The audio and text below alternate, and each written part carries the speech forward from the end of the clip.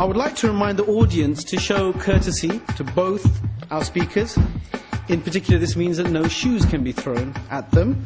However, as Hamza does boxing training, I'm confident he could show George W. Bush a thing or two when it comes to dodging any oncoming projectiles. Hamza is such a fine speaker. You might enjoy listening to Hamza for an eternity. I think Hamza would enjoy listening to Hamza for an eternity. I'm just getting my own back for the little quip about my being easy, but then I live in Soho, so I am easy. Well, that's cheap. It's probably as cheap as the wine that you've been referring to all day. I mean, okay, that's okay. Well, thank you. You're arguing my point. Let me just argue for you too. I didn't think you have to. Yeah, but let me make.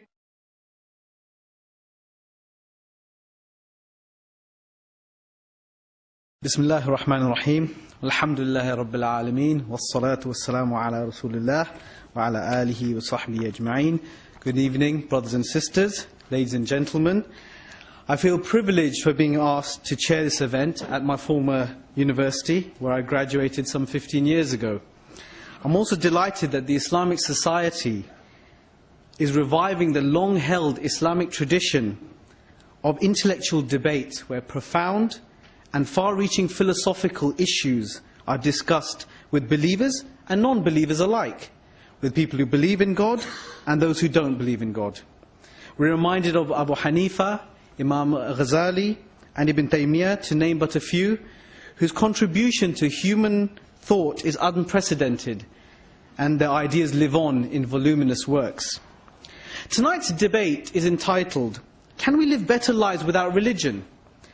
And I'm sure you'll all agree that that is a very important question. Well, of course you do, otherwise you wouldn't be here, and there's no free food, so that must be the reason why you are here. Now, tonight's debate is actually not an abstract philosophical discussion. It's about life. It's about what we say about it, what we should do with it, and most importantly, how we can make it better. So this subject affects all of us. In recent times, we have been witnessing a campaign that is seeking to highlight the apparent incompatibility between reason and religion. This campaign is focused on attributing total irrationality and ignorance to religion. This campaign, sometimes known as neo-atheism, has its high priests, see what I did there, such as Richard Dawkins, Christopher Hitchens and Sam Harris. And they've had some considerable success insofar as developing a new narrative against the revival and existence of current religious worldviews. So tonight we will examine and scrutinize the validity of a particular aspect of this very narrative. So I will now introduce our participants. So we have Peter Cave on our extreme right. He is a philosopher lecturer and the British Humanist Association's chair of the Humanist Philosophers Group. He gives talks, lectures, debates, and publishes papers on a wide range of philosophical topics, often with a humorous twist. He is the author of Humanism, A Beginner's Guide, and of the best-selling Can a Robot Be a Human? And What's Wrong with Eating People? So I hope you don't mind, Peter, if I don't accept an invitation to your house for dinner. So, It depends on the quality of wine. So his website is found at www.petercave.com. Hamza Zortzis, to his left, is a senior researcher and lecturer for I-ERA. He is a convert to Islam from humanism. He has participated in debates both at home and abroad with leading academics and intellectuals on the philosophy of religion, politics and society. He delivers lectures across the world to articulate and has also shed much-needed light on Islam and its way of life. He runs the blog, which is www.hamzadzortzis.blogspot.com, and I'm not going to bother spelling that out, so you can see that later. Oh, and by the way, he's Greek, which is always nice. Now, before I ask Hamza to begin his opening presentation, I would like to set some ground rules and give you the format of tonight. So each speaker will speak for 25 to 30 minutes maximum. And after each opening presentation, I will ask each speaker to respond with a 7-minute rebuttal. Finally, we will have a question and answer session, with each speaker asking each other a few questions first, and then you, the audience, will be able to address our participants. I would like to remind the audience to show courtesy to both our speakers. In particular, this means that no shoes can be thrown at them.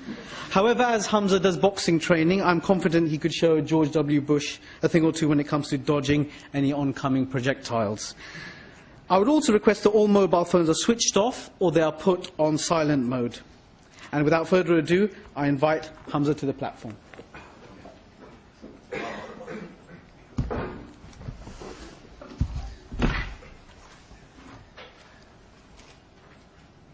I'm going to start, as Muslims do, with the name of God. In alhamdulillah, wassalatu, wassalamu ala rasulillah, amma ba'd. I greet you all with the Islamic greetings of peace. Assalamu alaikum wa rahmatullahi wa barakatuh. One of the prophets of neo-atheism, Christopher Hitchens, in his bestseller, God is Not Great, wrote the following words. He said, "As I write these words, and as you read them, people of faith are in the different ways planning your and my destruction, and the destruction of all the hard-won human attainments that I have touched upon. Religion poisons everything." Is he right? Or is he a byproduct of our secular society, conditioned to point the finger at religion? And this is what today's debate is about. Before I get into my main arguments, I would like to start with some definitions. Now, upon surveying the various definitions for religion, looking at literature and philosophical dictionaries, I have personally come to the conclusion that the definition for mainstream religion is the belief in a God, and that God commands you to do things. Peter Cave, sorry, that wasn't a Freudian slip at all. Peter Cave, rather. How unfortunate. Peter Cave. I'm running out of time. Peter Cave, in his book Humanism, he writes about religion and conforms to my description. He says, it involves the belief in God or gods, where the belief generates doctrines of morality and how life should be lived. Hence, from now on, I'm going to be using the word religion and Islam interchangeably. Now, my argument is that religion does make your life better. And the way I'm going to show this is by saying that the things in religion that are beneficial to your life are actually unique to religion and can never be replaced by non-religious or irreligious life. I'll give you an example. Say you have two bottles. One is full of water, the other one is also full of water, but it has some special herbs in it that are beneficial for your health, for example. They both quench your thirst. But the best bottle is the one with the herbs, because it has additional benefits that's unique to that bottle. I would argue religion, and specifically Islam, is exactly that. To support this, I will use four main arguments. 1, sociological. 2, philosophical. 3, moral. And 4, political. However, before I get into the thick of the argument, I'd like to highlight that all the negative things, all the evils attributed to religion are actually not unique to religion. I repeat, all the negative and evil things attributed to religion are not unique to religion. In this light, the former Professor of Divinity at Oxford University, Keith Ward, he writes, "It is very difficult to think of any organized human activity that could not be corrupted. The lesson is that anti-religious corruptions and religious corruptions are both possible. There is no magic system or belief, not even in the belief in liberal democracy, which can be guaranteed to prevent it." And let me give an example. Let's talk about the outdated cliche of religion causes war and conflict. Well, is that unique to religion? I argue that the common conceptual denominator is humanity itself. Let me give you some examples. 70 million people died under Chairman Mao. 20 million people died under Stalin. 700,000 innocent Iraqis no longer exist because of the contemporary war. What about World War I and World War II, the Vietnam War, the mass murder of newborn baby girls in China, or Hiroshima, Nagasaki? What about the ethnic cleansing of Tibetans? So my point is, these conflicts and this violence and war wasn't done under the name of religion, but under the name of secular, non-religious ideology. So, in the question and answers, I ask you all to have more of a nuanced approach to this discussion and transcend the outdated cliches. Let me go into my arguments. My first argument is a sociological argument, and it can be summarized as follows. Religion makes your life better in contrast to a lack of religion because it has been shown to facilitate better mental health, better physical health, lower levels of crime, higher levels of happiness, and higher levels of altruism and philanthropic activity. Let me give you some examples from key academic works in the study of sociology. Example number 1. In the Handbook of Religion and Health, edited by Harold Koenig, Michael McCullough and David Larson, they reviewed 2,000 published experiments designed to test the relationship between religion and various medical conditions. The overall results were that people of religion live longer, they have physically healthier lives, young people have lower levels, significantly lower levels of drug and alcohol abuse, lower levels of criminal delinquency, and attempted suicide. A positive correlation. Example number 2.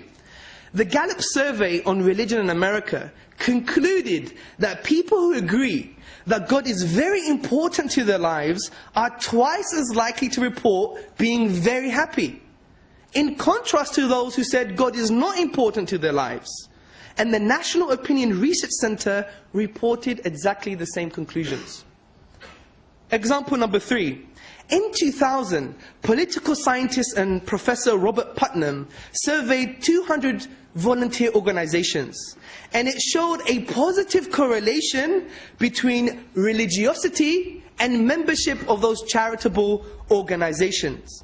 Similarly, the Index of Philanthropy, Global Philanthropy, in 2007, it states, religious people are more charitable than non-religious, not only in giving to their own congregations, but also, regardless of income, region, social class, and other demographic variables, and significantly more charitable in their secular donations and informal giving. Now, Peter Cave also writes in his book, Humanism, what, though, is the conceptual or logical link between morality and the belief in God? Humanists claim there is none. Well, in light of the above, I would later on kindly ask him to reconsider his assumptions. Argument number 2. It's a philosophical argument. Religion makes your life better than a lack of religion because of the logic of submission. Listen to this carefully. 1. God is all-knowing and all-wise. 2. Human beings are obviously not. 3. Therefore, it is rational and beneficial to follow what God has said. But on scratching the intellectual surface, there's some hidden premises here. And what are the hidden premises? Well, the hidden premises are that God exists and that He has revealed something to humanity. I believe this can be substantiated by showing that the uniqueness of the Quran can only be best explained supernaturally. And in doing so, I will prove the existence of a supernatural cognitive power, i.e. God, and at the same time, showing that the Quran is what He revealed. In other words, explaining that the Quran is a miracle. Firstly though, what are miracles? According to the older philosophers, such as David Hume and others, they said miracles are violations of natural law. But does this make sense? Surely this is an ironclad description of what miracles are. Because what are the reality of natural laws? Well, natural laws are just inductive generalizations of patterns we perceive in the universe. Now, if something breaks that pattern, does it mean it's a miracle? No, I think that's incoherent. I would argue, well, maybe it was part of the pattern. So we have to, miraculously, rediscover a coherent meaning for the word miracle. And I would argue that the best description for a miracle are acts of impossibilities. So we have to search for supernatural explanation. In the words of the philosopher William Lane Craig, he says, miracles are events that lie outside the productive capacity of nature. So in this way, we have to look for non-natural explanations. Now, with regards to the Quran is a unique piece of literature. Its literary form, the structural features of the Arabic language in the Quran, de-scope the Arabic language. It lies outside any expression of the Arabic language. For example, the famous Arabist A.J. Arbery, he says, "For the Quran is neither prose nor poetry, but a unique fusion of both." Similarly, the professor and Arabist Hamilton Gibb, he says, as a result of humanity not being able to challenge or emulate this unique literary form and structure, concludes the following. He says, the Meccans, the people at the time of revelation 1400 years ago, still demanded of him a miracle. And with remarkable boldness and self-confidence, Muhammad appealed as a supreme confirmation of his mission to the Quran itself. Like all Arabs, they were connoisseurs of language and rhetoric. Well then, if the Quran were his own composition, other men could rival it. Let them produce 10 verses like it. If they could not, and it is obvious that they could not, let them accept the Quran as an outstanding evidential miracle. So since all the finite letters and the finite words and the finite grammatical rules in the Arabic language have been exhausted, and we cannot produce the form of the Quran, the literary form and structure of the Quran, then surely we need to be looking for supernatural explanations. So let's go back to our definition. Since the Quran cannot be emulated, and since we have exhausted all possibilities of the nature of the Quran, which is the Arabic language, then it must be a miracle. Let me give you the summary. 1. A miracle is an event which lies outside the productive capacity of nature. 2. The Quran's unique literary form lies outside the productive capacity of the nature of the Arabic language. 3. Therefore the Quran is a miracle, which proves the existence of a supernatural cognitive power, in other words, God, but also shows that the Quran is His word. So we've justified the logic of submission. 1. God is all-knowing, all-wise. 2. Human beings are not. 3. Therefore it is rational and beneficial to follow what God has said. My third argument is a moral argument, and it can be summarized as follows. Religion makes your life better because it is the only basis for objective morality. Morality that has meaning. The word better in our discussion today is a moral or value judgment. Something is better, something is worse, something is bad, something is good. Now I would argue that without God, we cannot meaningfully discuss today's topic. Peter should go home. This is because the logic of submission. This is because without God, there is no objective value and objective morality. Now this doesn't mean humanists or atheists or people of no religion do not display moral behavior. Of course they do. Peter's a great guy. As he says in his book, the overall... well, he did say you were easy. The overall humanist stance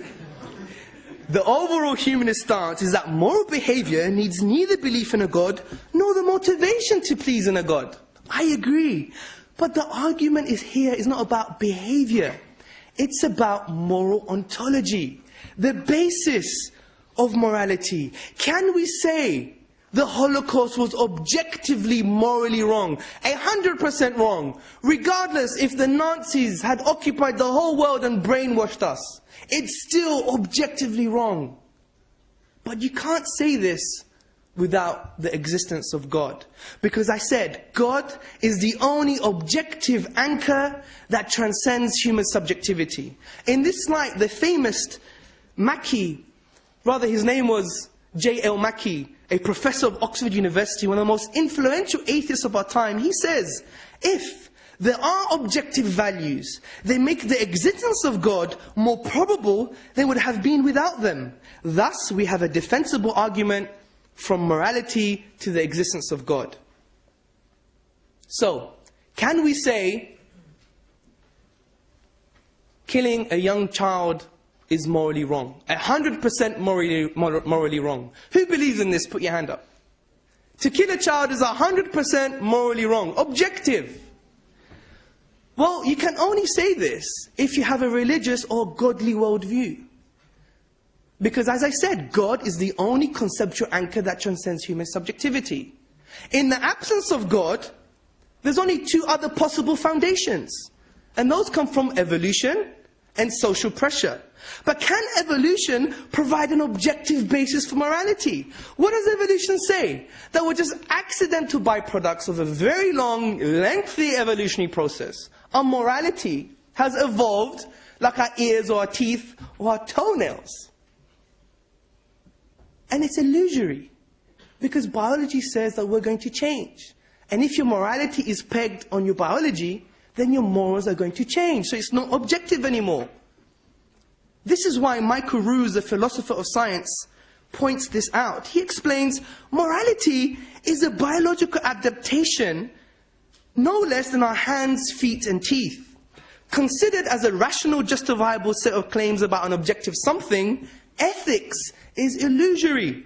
I appreciate when someone says, love thy neighbor as thyself, they think they're referring above and beyond themselves. Nevertheless, such reference is truly without foundation. So can social pressure provide an objective basis for morality? The quick answer is no. Any superficial reading on the study of social psychology, sociology, social constructionism, anyone who would read a book from Vivian Burr called The Introduction to Social Constructionism would quickly conclude that the influential structures of a particular society moves the values and morals to certain goals. That's why we have the term modernity, which basically means, from a layman perspective, don't really believe in anything because your values are going to change over time. So we can summarize the argument as follows. 1. God is the only conceptual anchor that transcends human subjectivity. 2. The religious worldview is the belief in a God. 3. Therefore, religious perspectives on morality and values are objective, and non-religious perspectives are illusory. Now, to close this section, I believe Peter Cave does believe that killing 6 million Jews is objectively morally wrong. But he can only believe that if God exists, and that you carry a religious perspective. As Richard Taylor, one of the most famous ethicists, he writes, the modern age, more or less, repudiating the idea of a divine lawgiver, has nevertheless tried to retain the ideas of moral right and moral wrong, without noticing that in casting God aside, they have also abolished the meaningfulness of right and wrong as well. Argument number 4, and my final argument, is a political argument. Islam makes your life better than a lack of religion because its economic model deals with poverty and creates financial stability better than any other model, past or present. Let's look at the situation about global poverty. It is one of abject poverty and misery. 3 billion in the world live on fewer than $2 a day. 1.3 billion have no access to clean water. 3 billion have no access to sanitation, and 2 billion have no access to electricity. what does Islam have to say? I'm going to deliver the 6 major features of the Islamic economic model.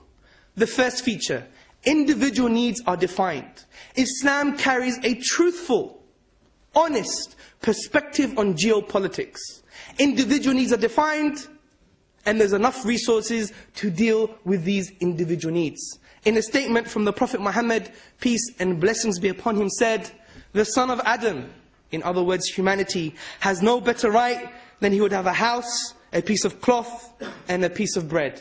Food, shelter, and clothing. And what this creates is a macroeconomy of dealing with the number one economic problem of distribution, rather than the liberal, non-religious economic perspective of competition.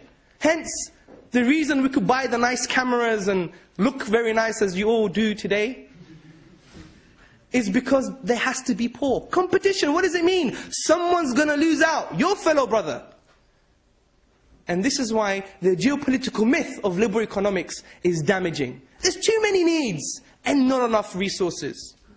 Point number 2, Islam removes interest. The Quranic injunction says, God has permitted trade and forbidden interest.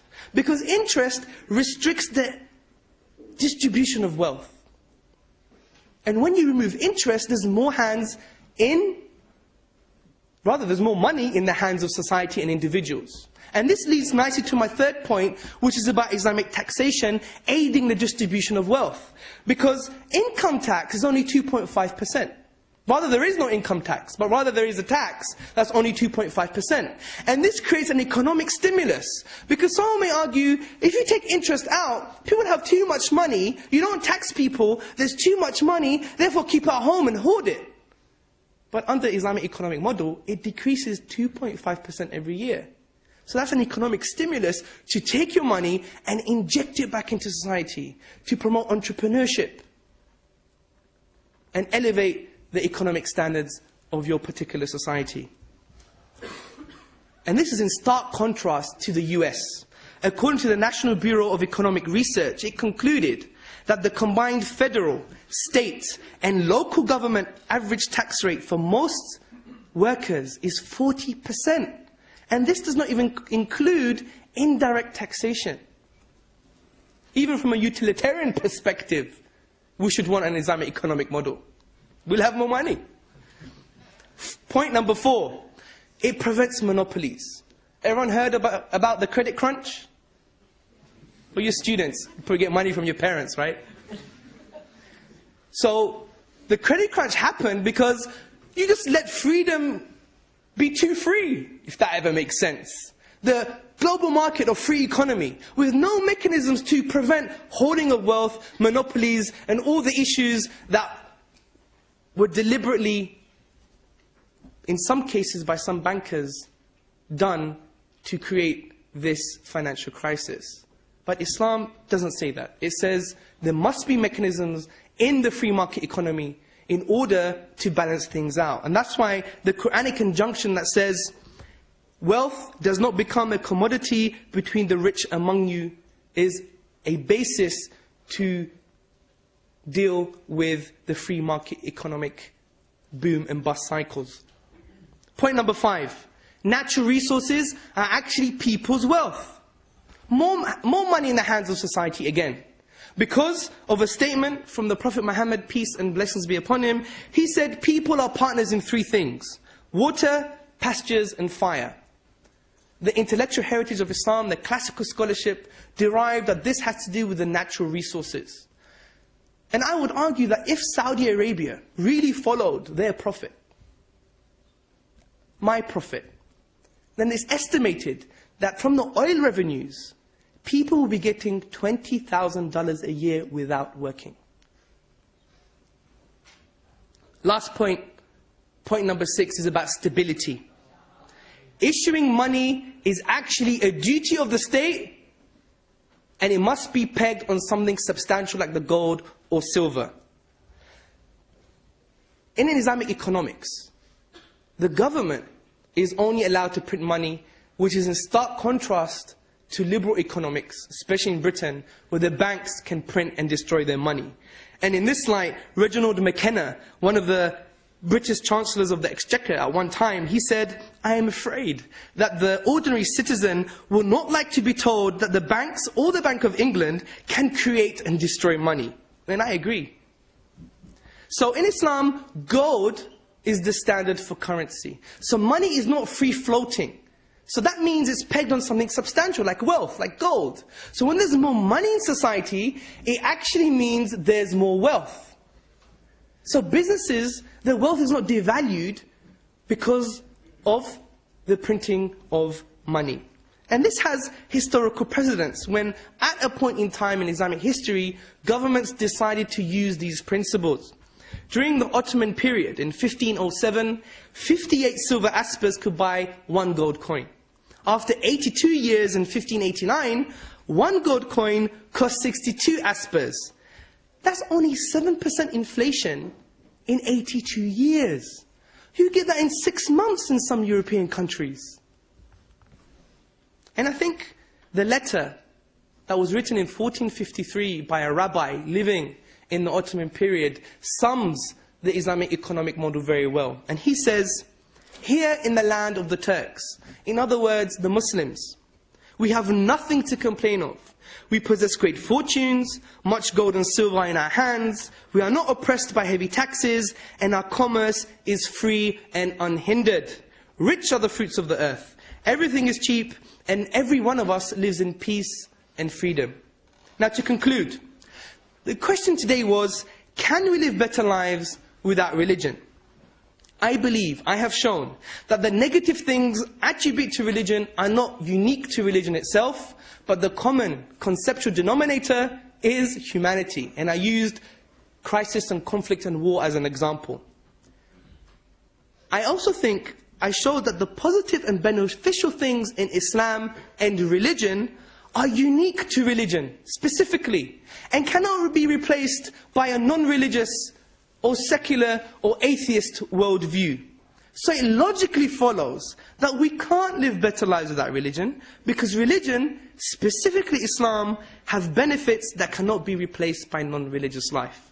So to end, I would like to highlight that for humanists, or people of no religion, their main philosophical premise in trying to intellectually defeat religion is, in the words of Peter Cave's colleague and my previous debater, the famous philosopher Dr. Nigel Warburton, when he said, "Tell me of something human that was taken by religion and made better." Well, according to tonight's evidence, it would not be surprising if you were to conclude that religion, specifically Islam, took life and made it better. This is why in the Quran, the holy book of the Muslims, it says, "O you who believe, respond to the call of God and His Messenger to that which gives you life."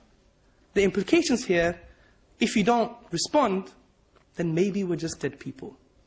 Alhamdulillahi Rabbil Alameen. Thank you very much for listening. Thank you very much, Hamza. I would like to now invite Peter Cave to take the podium.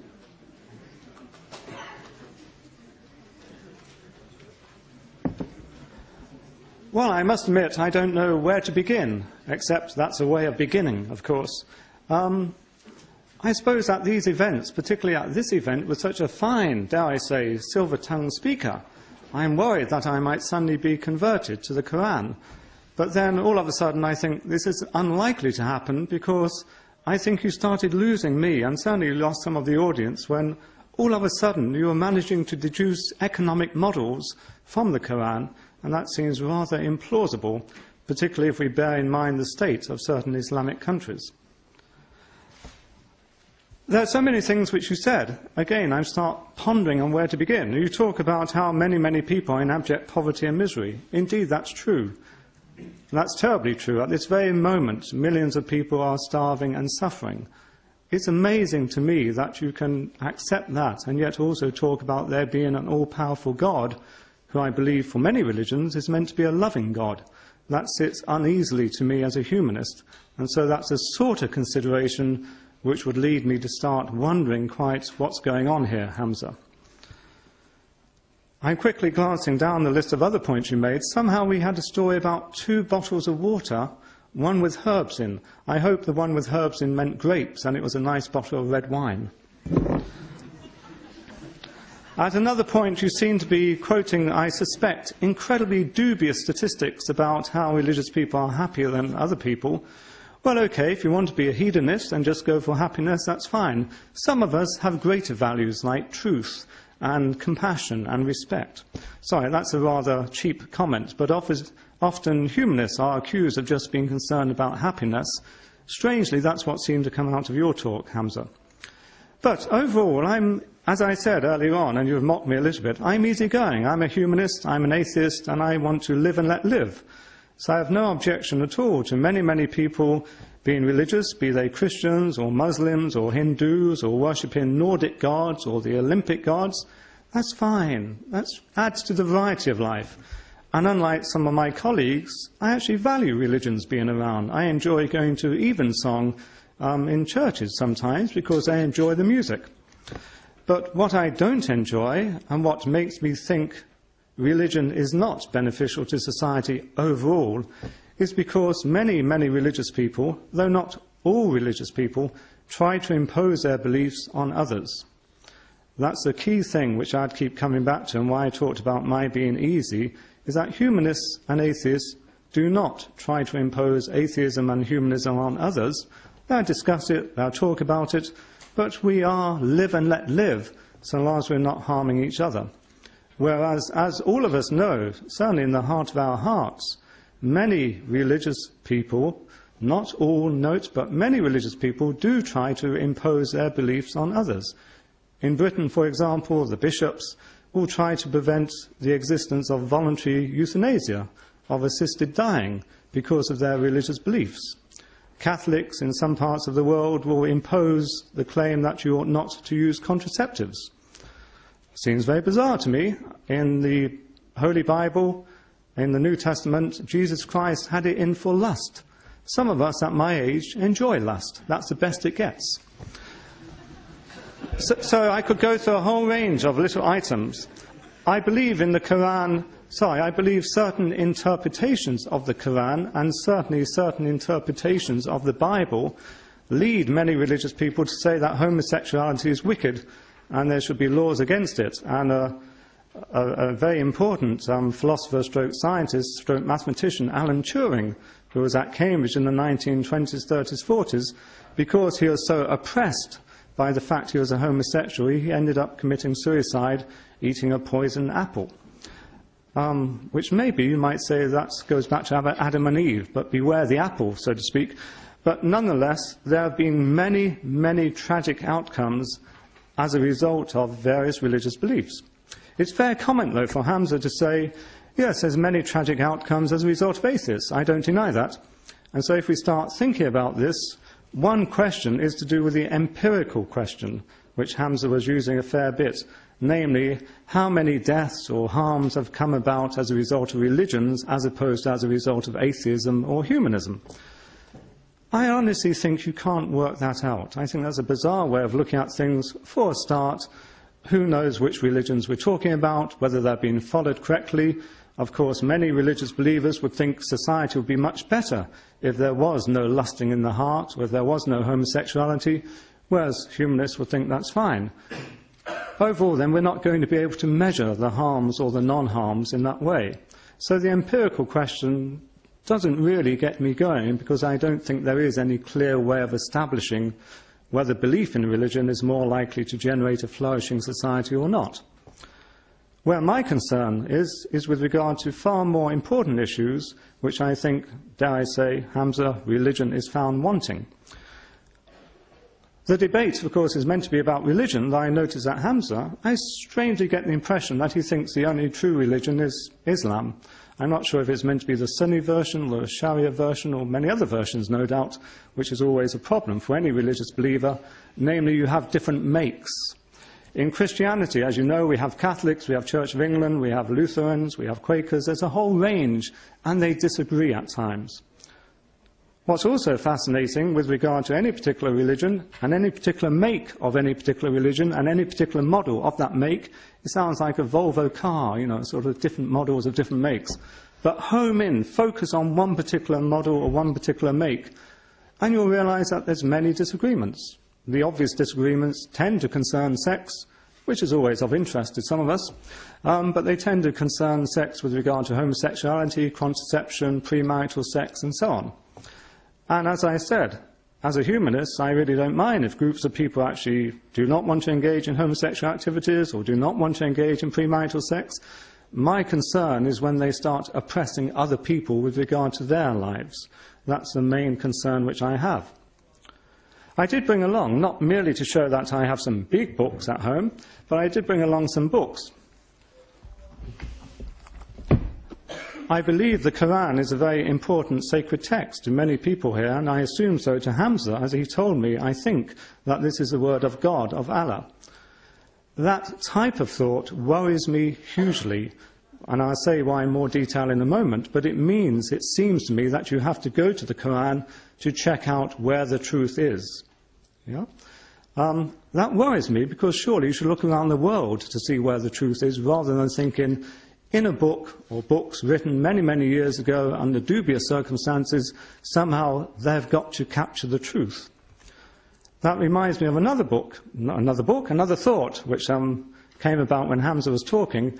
He implied, maybe rightly, that humanists, that atheists, changed their values over the centuries.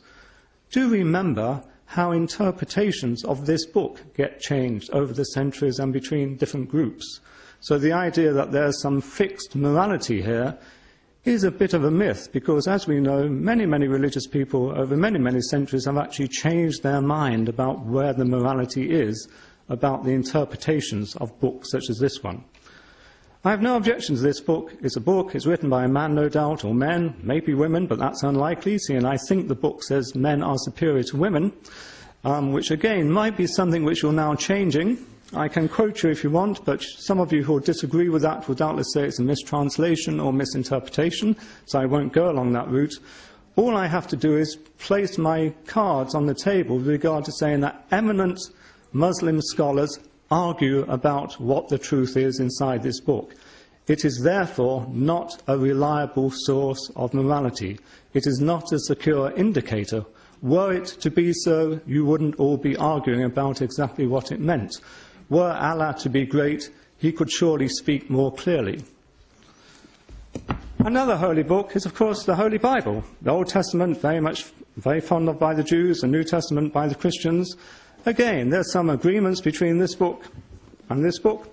I only happen to have a bigger book here because I happen to have a Christian background, although I'm an atheist, and I could get the sympathy vote by saying when my mother was in her twilight years, even though I'm an atheist, I happily bought her a big print Bible because she was a Christian. Once again, that manifests the fact, though, that as a humanist and atheist, we don't object to people having Christian beliefs or Muslim beliefs. Our objection is when it leads to further complications in society, which is a very important point. So once again, we are easygoing, we like to be courteous, we don't want to be offensive, though we get very, very upset by the fact that some Muslims can get very offended by little cartoons of Mohammed, and yet we atheists, we're not meant to get offended when we are told, hey, if you don't believe in Allah, you might go to hell, which occurs in some of the passages in the Quran. But again, we're easygoing. You made that mistake. We won't go to hell because there is no hell, but nor is there heaven, I'm afraid. In fact, I was pleased about that, but that's another story. So I've given two religious books. I could, of course, give scriptures to do with Hindu, to do with Buddhism and so on. Here's one to do with Taoism. There's some fine passages in here. I'm amazed that Hamza thinks only the Quran has got some fine writing inside it. There's fine writing inside Shakespeare, inside the Bible. I won't go as far as to say inside my books, but my books have some quips. And I'm very pleased that Hamza at mentioning them so often, because it might mean you might buy one or two, then that means I get 50p, or maybe £1. And times are hard, so every 50p counts. And if you want more jokes, there's always, can a robot be human? Oh, I better not go through the list. But I've wanted also to bring some other books. Here's another great book. Plato's Dialogues. Many, many non-believers, many atheists and many religious believers dip into this book. They find interesting arguments. Yes, and there are many interesting arguments. They find some of the passages wonderfully written, and there are many wonderfully written passages. the big difference between, dare I say, this big book and, in this particular edition, this little book, is that people who read this book tend to think the truth has got to be found in this book, whereas we, as humanists, as atheists, will say, no, no, no, Plato will get things wrong, he may get some things right, but it's there to discuss. So we have books rather than the book. Not that I'm into numbers, but we have more numbers than the Muslims do, because at the end of the day, you think the truth has got to be found in here, whereas we think, well, we've got to read lots of things, experiment in the world, so I'm very fond of John Stuart Mill, another book. But nonetheless, I don't think the truth is in here because it's written by Mill. I don't think the truth is in here because it's written by Plato, in contrast to many religious people who say, we must find it inside the Quran, or we must find it inside the Holy Bible. I could, of course, add and say, really, you should find it inside my book on humanism, but that would be a cheap jibe. Blank. He's going blank now. I'm making those points, though, to start getting into the main part of my discussion and my objection to the Hamzarian line, if I may call you the Hamzarian line. I notice again, though, that with regard to my Live and Let Live, I'm happily drinking from the mug, which talks about Islamic educational and research projects. And so, once again, we are happy with that. But my main concern relating to that is to do with truth. Maybe Hamza's happy just to be happy, but some of us value truth. Some of us value investigation. Some of us value research. To look for the truth, to engage in research, to investigate, you need to be open-minded and look around the world. You need to deploy your reason. You are not going to look for the truth. You are not going to be able to work out how things should be and how things are by saying, it must be found inside this particular book. It may be helpful to look at this book, but it's a mistake, surely, to think the truth must reside in here. It is just a book written by a human being or beings. The danger, if you are a religious believer, though, is that because you are a religious believer, you do actually think this book has been written by Allah in some strange way. And so, given you've got that, to my mind, mistaken belief that there's this great power behind it, you are committed to thinking, it must be in here, the answers must be here. That's one clear danger of religion. Namely, you are not genuinely going to be looking for the truth if you are committed to saying it's all inside this one book. Or at least, whatever the truth is, has got to be coherent with this one book. Obviously, there are many interpretations of this one book, as we've come across, many, many disputes about it. And so, in as far as we get some human interpretations of it, some compassionate interpretations, then I'd say that's because you're using your humanity to interpret it. We know there are many, many nasty interpretations which result from this book. We know there are many, many nice interpretations which result. What's the difference? When I say those who produce the nice interpretations actually have started paying attention to their human feelings of fellow feeling, empathy, compassion, reason and experience. And that's why they interpret this book, so that they don't want to chop off hands, maybe, if some people read it in this way, or that they don't want to stone adulteresses, or whatever the story is. So one big area which I'd stress is that if you think you're going to be better off with religion, you're not going to be better off with regard to access to the truth. Because access to the truth requires investigation and does not require commitment to one particular book. Before Hamza would doubtless say to me, we have lots of other books too, but I believe from Hamza, he said it himself, these are the words of God, of Allah, and so presumably it all comes back down to this. And I gather, but I haven't read it in detail, I haven't read it much at all, but I gather, I suspect many of you haven't read it much at all, to be honest, but I gather there are many nasty things in there, but you, of course, try to rewrite it in a different way, now that you are more humane. I'm not sure why I talk about you, as I'm sure only a few of you are Muslims, but I make the same comments, exactly the same comments with regard to the Bible. There are many nasty things in here. Christ, in fact, had it in for animals because he cast the devils into a herd of pigs and sent them flying off the edge of a cliff.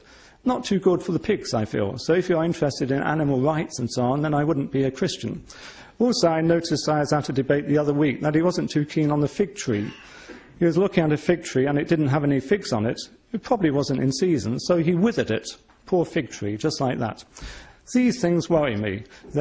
Although many Christians will say we should follow Christ's way, I don't think you should follow his way with regard to pigs, with regard to the fig tree, nor indeed should you follow his way with regard to saying that if you do not follow him, you'll be cast into eternal damnation, which I think is the sort of thing which is also said by Mohammed, but I am open to correction. So that leads me into my second big area. My first big area was truth. My second big area of concern is morality. I suppose I immediately have the thought that it is amazing to me that many Christians can be committed to the idea that non-believers will suffer an eternal damnation when those non-believers might be their parents or might be their children or their close lovers or friends, because it seems horrendous that you could actually live a life in which you are foretelling that some of your closest, nearest and dearest would end up with eternal hell or damnation. I don't know, again, what the particular stance is of Muslims about hell and damnation. I'm sure there's many disagreements. I'm often amazed by how Christians and Muslims, some of them seem to know what's going to happen in the afterlife with such detail, when, of course, from my viewpoint, there is no afterlife, but even if you believe there is one, presumably you haven't really got the foggiest what it would be like. I suspect it would be rather tedious, sort of going through these lectures time and time again, but you never know. Hamza is such a fine speaker, you might enjoy listening to Hamza for an eternity. I think Hamza would enjoy listening to Hamza for an eternity. I'm just getting my own back for the little quip about my being easy, but then I live in Soho, so I am easy. Returning to the second point, the first point was true, the second point was to do with morality. Returning to the morality issue, yes, Hamza is perfectly right. You're bound to be right by mistake sometimes. Hamza is perfectly right that I really think there are some objective moral truths. For example, it was objectively morally wrong to kill however many millions of Jews or Poles were killed during the Second World War. Full stop. I'm not sure if this is going to be a good example, but if I just started for the sheer fun of it to stick pins in Hamza against his will, or to start slicing off bits of his ears against his will, or to start chopping off his fingers or pulling his fingernails, although if I chopped off the fingers, pulling the fingernails isn't very relevant, but if I pulled off the fingernails first, then chopped off the fingers, I started doing lots of nasty things to Hamza for the sheer fun of it, and I hasten to say against his will. He hasn't paid me to do it because he has a particular fetish. I haven't asked you about your fetishes yet. But suppose I were to be doing that, I would say that I was just doing something morally wrong, full stop. That's a particular case in which something is morally wrong, full stop. And I suspect all of you here, whatever your feelings about Hamza, you'd agree. I ought not to harm somebody for the sheer fun of it against their will. Isn't that true? That surely is true. Humanists can recognize that truth. I suspect most religious people can recognize that truth as well. Why is that an amazing truth? Well, it's not an amazing truth. Human beings are such that they can spot that moral truth, full stop, just as human beings are such that they can spot many mathematical truths. Human beings have evolved in such a way that they can see grass as being green. They can count the number of people inside a room. That doesn't mean the number of people inside a room hangs on their evolutionary powers. It doesn't mean that grass being green hangs on the evolution of human beings. All it means is that human beings have evolved in such a way that they can perceive these things about grass or about trees or about planets or whatever. And another thing we can perceive is a set of certain moral truths. I'm very wary at having big general moral principles. I know some religious people and some humanists and atheists like big general moral principles, but I think they're normally very shallow. They normally have so many caveats. I much prefer looking at particular cases and seeing where the truth lies. Hence, I gave you that particular case with Hamza. I noticed there wasn't much support for you, Hamza, when I was talking about pulling off your fingernails and so on. I thought they'd all be shouting, no, no, don't do that to our Hamza. But never mind. Perhaps there are exceptions even to that simple example. Why I have it in a little bit for general moral principles is, I suspect many of you might well believe, oh, everyone has a right to life. But that doesn't mean much, does it? That doesn't actually affect your behaviour much if it doesn't follow that, therefore, everyone has a right to the means to life. I suspect all of us here have many luxuries which we don't at all need in order to live, and yet we prefer having our luxuries towards helping many people in other countries who are really starving and under great pain and stress in abject poverty. Somewhere along the line we compromise, somewhere along the line we say, oh well, I'd rather have my DVD player or I'd rather have a holiday than actually help somebody whose life is on the line. That applies to humanists, to atheists, as much as to Muslims, as much as it is to Christians. I'm merely making the point that to say, oh well, we're a religious believer, or I'm a humanist, I think everyone has a right to life, is pretty vacuous, it's pretty empty when we don't do much about it. Yeah? All of us, to reiterate, at times think we much rather have various frills, various luxuries, various privileges, rather than helping people whose life is at stake. So we don't really think the right to life is paramount. If we did, we'd be changing our behaviour. This applies, as I said, to non-believers and believers alike. I'm merely making the point that to say, hey, we've got these big moral principles from religion, they don't count for much if it doesn't affect your behaviour much. Furthermore, with regard to the morality issue, and then I go on to my third point, and then I end. With regard to the morality issue, it's strange how many religious believers think there can only be moral or ethical principles if there is a divine lawgiver. But surely, why you should be doing what is morally right in the interests of the person whom you're trying to help? You ought not to be doing it because God tells you to do it. You ought not to be doing it as a means of getting to heaven. If you are truly morally concerned, as I'm sure many of you, perhaps all of you are, what you are really doing is you are helping somebody for their sake, not being motivated towards getting to heaven or pleasing Allah or whatever the story is. Furthermore, there's a famous argument which Hamza hasn't mentioned, but it's a bit iffy as an argument, but you can always ask, why does God command what he commands? If he just commands anything which crosses his mind, so to speak, then why count it as being good? If, on the other hand, he only commands what is good, then already the existence of good is independent of God's commands.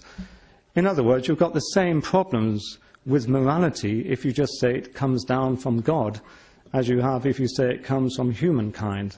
There still is the issue about what makes good good. And that's as difficult for God, so to speak, as for us. Time is getting on. I'm sure we're all getting bored. And for some of us, of course, that means we want to go off and have a drink. But maybe this doesn't apply to all of you. There hasn't the E just been over or something? Yes? Vaguely. I heard some story about a whole restaurant was filled with people, filled with Muslims last night, eating away eagerly. But my third point, though, is to do meaning. Many religious believers somehow think their lives cannot have meaning without their belief in God or Allah. I believe that's true. Many religious believers say, yeah, you know, what gives meaning to my life is my children or my job or my work, but nonetheless, what's the point of it all unless I have eternal life of some format or other with God? I think that's a dreadful idea because, A, it's intellectually dubious, because if it really is a case that something can only have meaning if it refers to something outside of itself, then that would have to apply to God as well. If you say, what's the point of it all, then you can ask that question of God or Allah. What's the point of God? What's the point of Allah? If you think, well, somewhere along the line things don't have to have points, it's just valuable in themselves, then that can apply to humanity. I was reminded a little earlier on about how Tony Hancock had inside one of his sketches the idea on his gravestone, he came, he went, in between, nothing.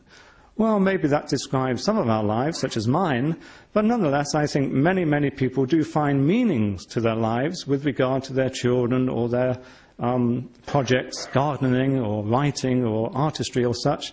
And that just is meaningful, full stop. It's a mistake to think that meaning can only come about through religious belief, through in particular thinking you're going to have eternal life. If this life somehow lacks meaning, then I assure you an eternal life would also lack meaning. Arguably it will be worse, as it will be boring. Mind you, you may think that's happening at the moment, but I hope it's not too bad. So let me just summarize then. I actually feel Hamza gave a very, very excellent silver-tongued speech, but he ran through lots and lots of issues, many of which were incredibly iffy with regard to the economic models and so on. Who knows what Islam is meant to say about economics? Who knows what Christianity is meant to say about economics? I do know that with regard to the interest issue on money deposited, many, many Muslims find ways round it by going through various little loopholes, so that therefore technically it's not on deposit but is invested, but ends up having the same security as if it were on deposit. But I'm not just blaming the Muslims on that, I blame the Christians equally. At times in the Bible, I believe, you're not meant to receive interest on money, yet nonetheless, obviously they now accept it very happily. With regard then to the economic models, the sociology stories from Hamza and so on, I think these are empirical claims.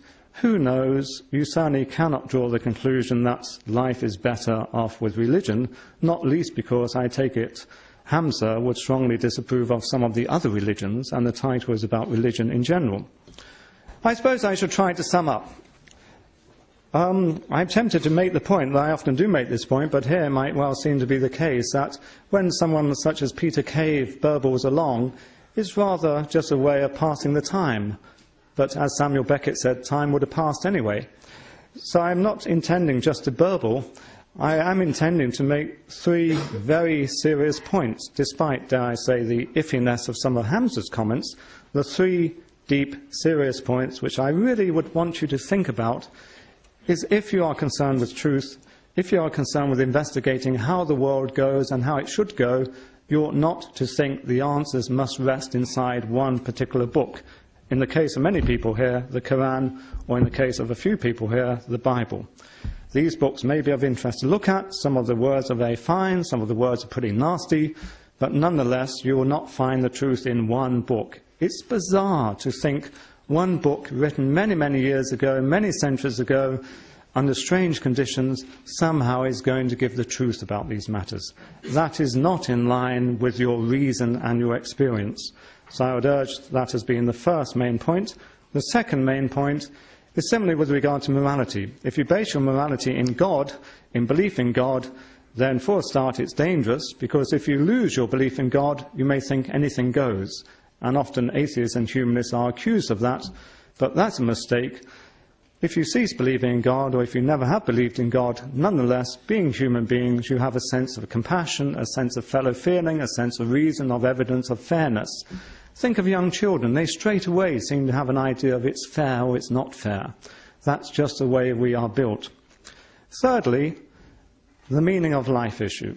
Many religious believers somehow think this world isn't good enough. We have got to go beyond it in order to find meanings to our lives. A, there isn't a beyond, but B, this world is good enough, and so I hope not many of us are in the Tony Hancock position of just thinking he came, he went, in between nothing.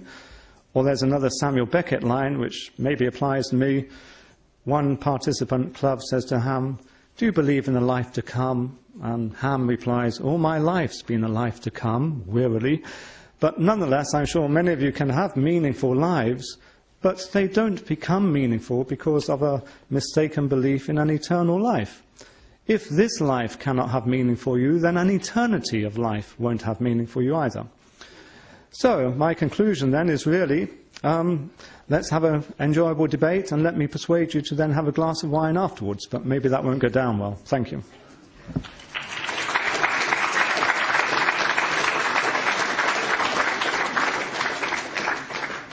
Thank you, Peter Cave. We will now have the rebuttal session where Hamza will go first, and he will have 7 to 10 minutes to rebut some of the arguments put across by Peter, and then Peter will likewise have the option to rebut some of the arguments that Hamza made in this section and also during his talk. So is that a re-rebut? Maybe re-squared. Another level of rebut. Re-squared, but re-squared, but I'm a mathematician, so that's how it works for me. Okay, I don't have much time. I'd like to thank Peter Cave for being... Peter Cave, really? Yeah. Sorry? For being Peter Cave? Just for being? Yeah, for being. Because you didn't say much. The reason I'm saying that because you didn't respond to any of my arguments. You just say, doesn't make sense, it's Economic model, what does that is the mean? response. Well, you have your time to speak in a minute, sir. And also, you were talking about. Well, it has to be done in a structured manner, obviously. So you asked about my fetish. I think if I did have a fetish, it would be responding to humanists like yourself. That's why I always enjoy being in this position. Now let me quickly go to some of his points and some of his outdated cliches with regards to God and religion. First, he talked about the problem of evil. You know, how dare a religious person who believes in this transcendental cause that caused the whole universe, how can he believe in such a loving and good God if there's so much evil in the world? Well, there's a problem here. And the problem is that if God doesn't exist, then objective right and wrong doesn't exist, which you never addressed in from my presentation. However, objective morality does exist, which you admitted to. Evil exists, objective evil exists, therefore God exists. So what I've done is I've explained evil, the existence of evil with the existence of God, but I don't have to explain how and why. But at least I've explained that those two things are logically compatible. So I think that's an undercutting defeater to your outdated cliche with regards to God. Similarly, you said about economic model. It sounds nice and dandy, all the points I mentioned about Islam and its economic model dealing with poverty and the financial crisis and everything, the world and his wife.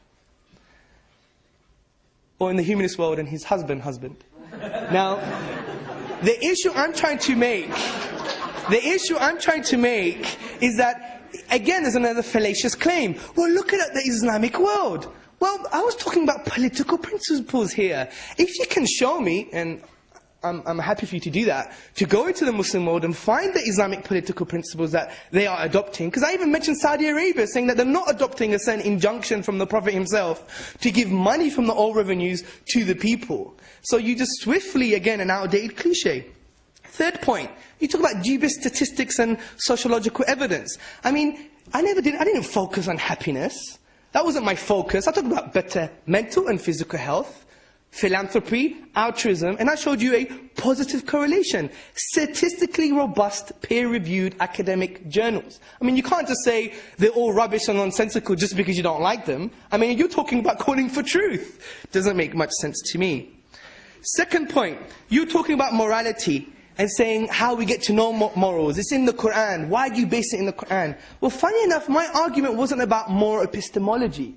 It was about moral ontology. The basis for morality. For you to say that pulling my fingernails and pulling my hair and torturing me against my will is objectively morally wrong, for you to say that, there must be a God. Because there's no other conceptual anchor that transcends human subjectivity, something you didn't deal with again.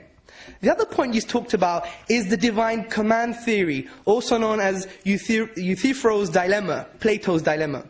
Now, many philosophers such as Philip Quinn, Robert Adams, William Aston and William Craig, they expose this false dilemma, adding a third alternative. And what do they say? They say our moral duties are commanded by a loving and good God, and God's very nature, and his nature is determinative of what good is in the first place. Now, one may argue, why do you choose God as the being that determines good? Well, by definition, God is the only thing worthy of worship. And what is worthy of worship is something that is morally perfect. So I think that breaks the dilemma. The other point you made about voluntary euthanasia and homosexuality, again, value claims and moral judgments about certain things. You presume them as if they're objective in nature in the humanistic perspective, which there's even difference of opinion amongst humanists and atheist scholars with regards to euthanasia and things like abortion and other things like homosexuality. And I would argue, where is your standard? You don't even have a standard. How can you come here and just say these things are right and wrong when you don't even have a standard? I don't tell you. Without God, your morality is meaningless. It's ephemeral. It's like the lion when he rips the blood, he rips the neck of a deer and drinks its blood. We don't say, hey, that lion is acting immorally. No, it's not murder. He's following his instincts. And what does evolution say? The basis for your morality. What does it say? It says we're just animals. And if you think human beings are something special, then you're talking about speciesism, the unjustified bias for a certain particular species, which is unjustified. And evolution does say we're just matter or animals, and if that's the case, then it doesn't really matter, does it? So, the other point she made about the Quran. The truth is just in the Quran, so we're blind faith. It's quite funny because the Quran is probably, in my opinion, the only religious book that points to the outside world. Have you not seen the things in the creation, the heavens and the earth? Ponder, reflect. يَتَفَكَّرُونَ in Arabic. Those who reflect has a deep meaning. You're not just a desert romantic touching the sand and looking at the stars. Rather, this word means the thing that you're reflecting upon, inquire about its implications. This is why there's an unprecedented history when Islamic governance was in place of progress. That's why the historian P.S. Butler, he said, no historical student of the culture of Western Europe can ever reconstruct for himself the intellectual values of the latter Middle Ages unless he possesses a vivid awareness of Islam looming in the background. John W. Draper, in his book, The Intellectual Development of Europe, I have to deplore the systematic manner in which the literature, I've ripped the page to give, there it is, the rest of it. The systematic manner of the literature of Europe has continued to put out of sight our obligations to the Mohammedans, i.e. the Muslims. Surely they cannot be no longer hidden. And many of these books that he was showing, the philosophical works, if it wasn't for the Muslims who preserved them and translated them for Western Europe, you would never be reading them today. My next point. You talked about,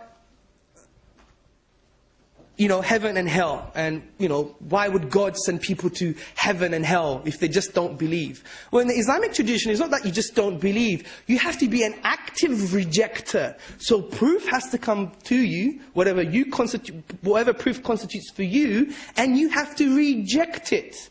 And that deserves punishment. Just like crime, someone commits a crime in any society, they get punished. This is the regulation of metaphysical law. Something which, to me, sounds very fine. Because if you actively reject something to be totally true, then you've devalued humanity itself. As you said, you've taken truth away.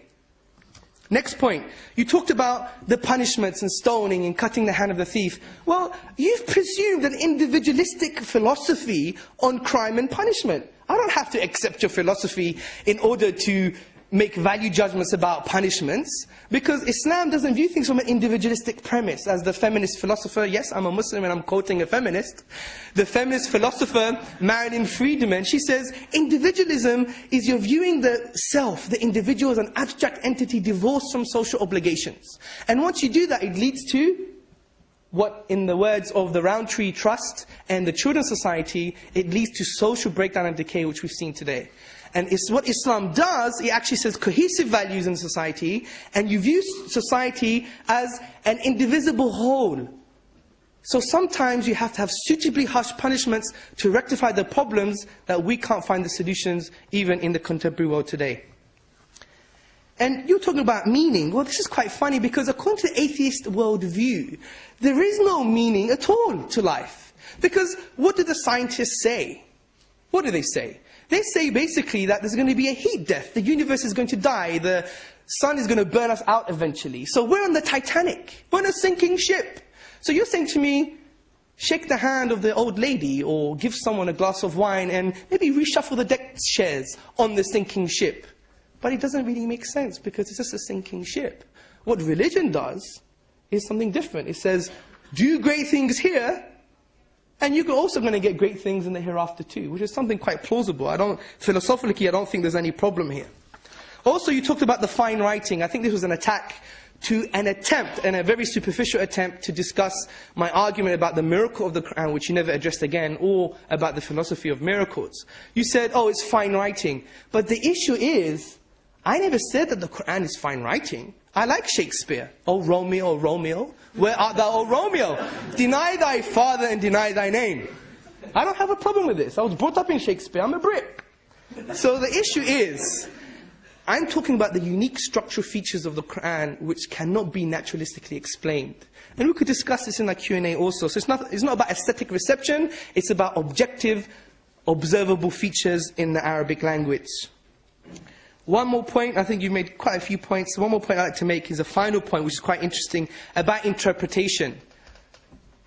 Humanity obviously has different perspectives on things. Differences of opinion or of interpretation are not unique to religious discourse. Rather, it's a human phenomena again. Even in secular law, because the Quran is not only a spiritual book about morality and how to live your life, it's a legal book also. And a legal book, you require tools of interpretation, which the Quran details how to interpret it for you. Similarly, in secular law and UK statute law, you need 4 rules of interpretation. The golden rule, the literal rule, the mischief rule, and the purposive rule. And these are rules in order to extract law from secular text. So if you deny that for the Quran as a legal code, are you denying that for the secular code? Of course not.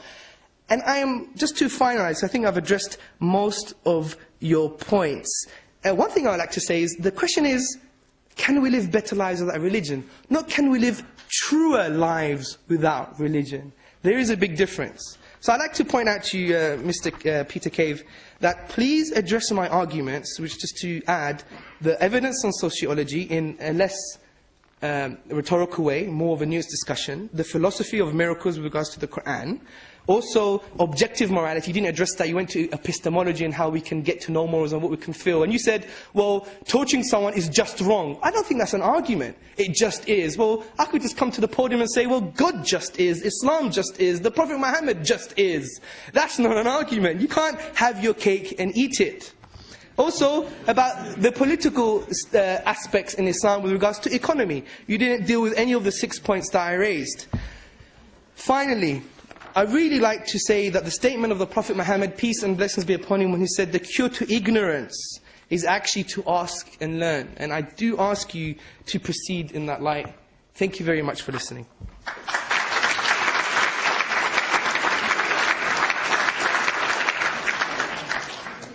Peter Cave, you now have 7 to 10 minutes to rebut the rebuttal, I guess.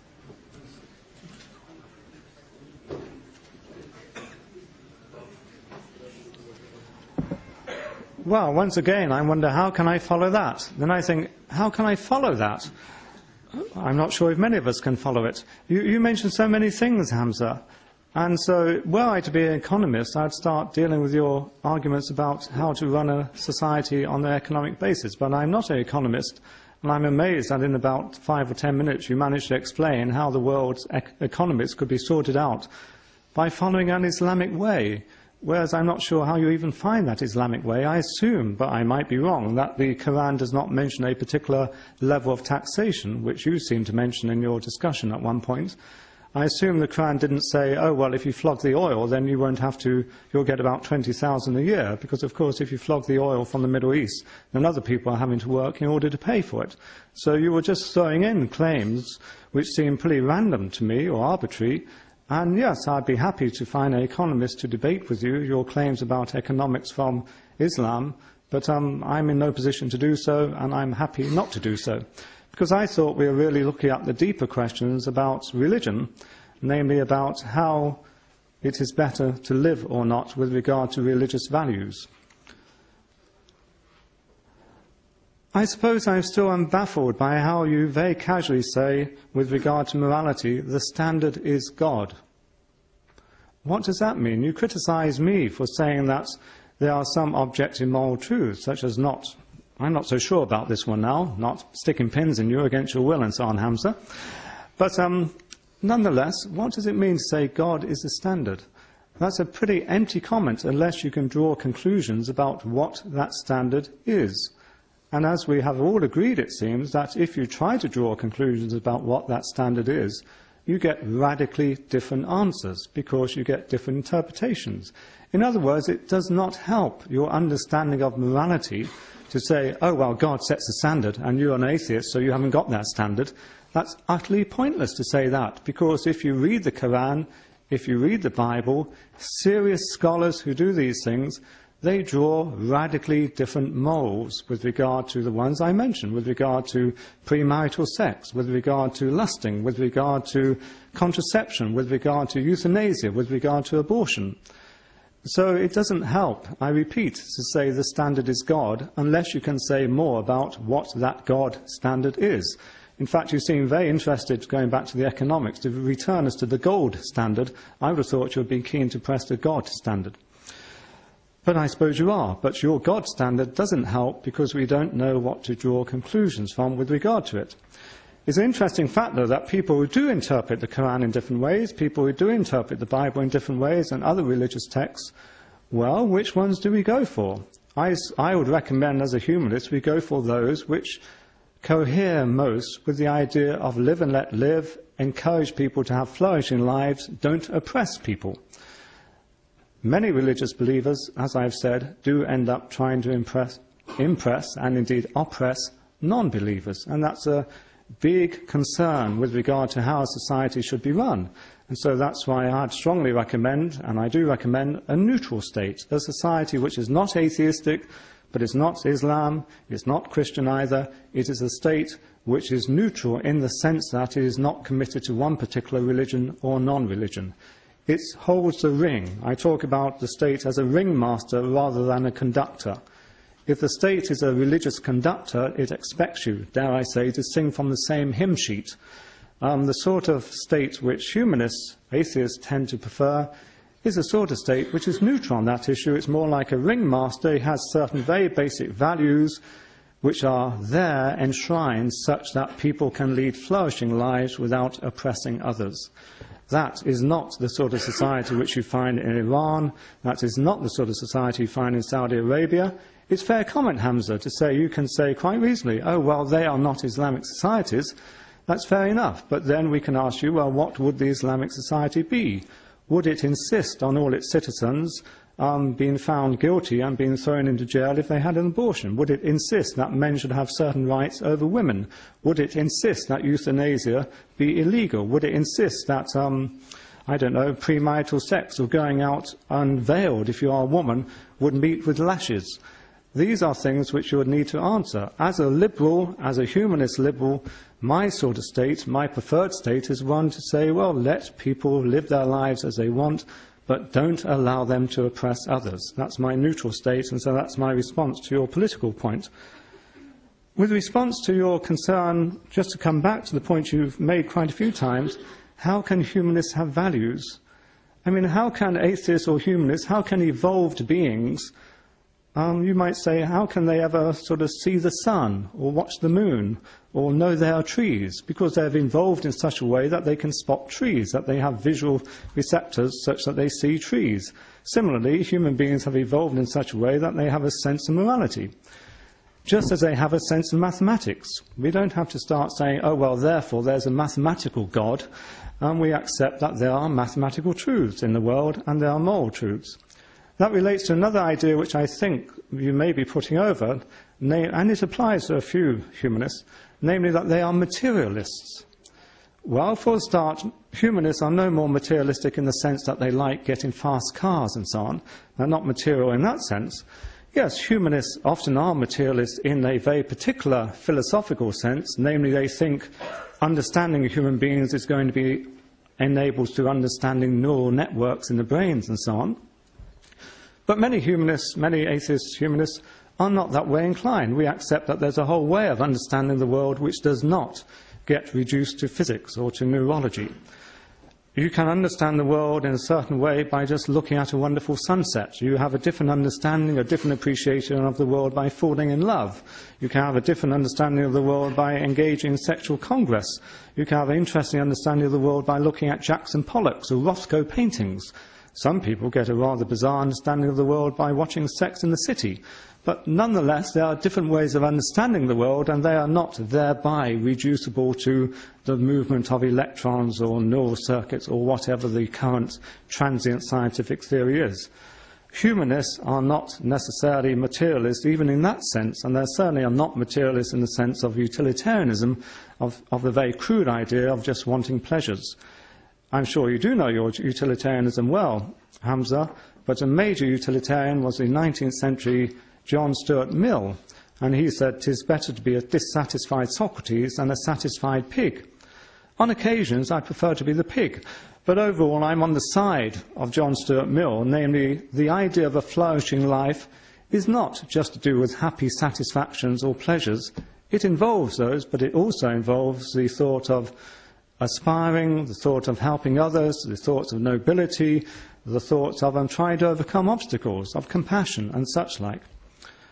I suppose one other point you kept getting at me over is I didn't address your miracle argument with regard to trying suddenly to show that Allah exists.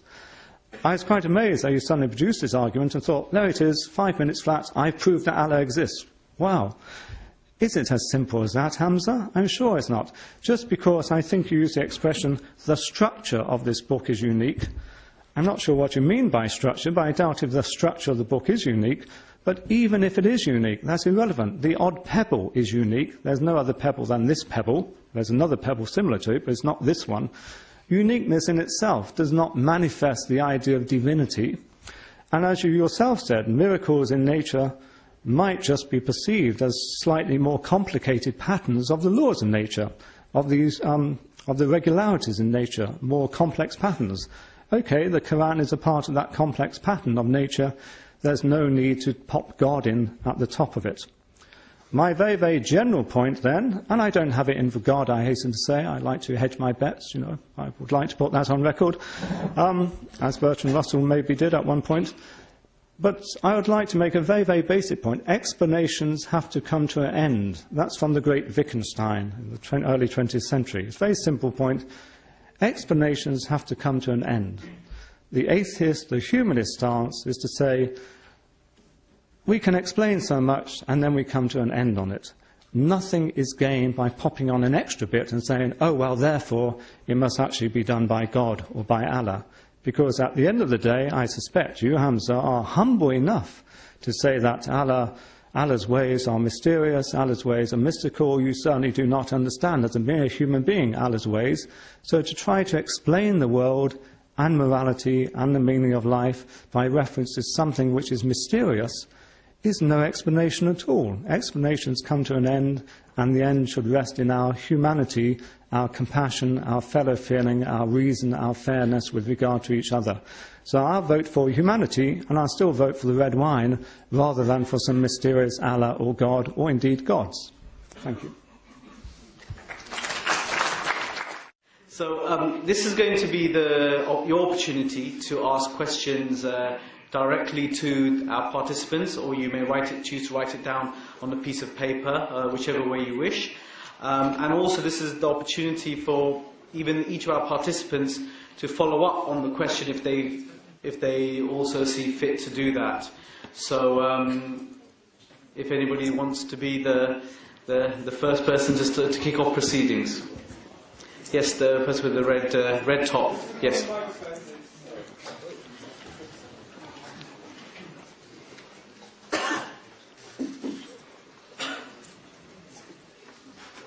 Basically, question to Hamza, I guess.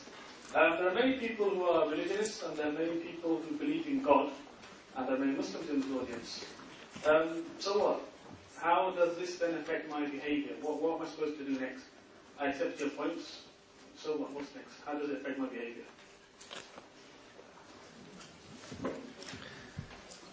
Okay, that's a very good question.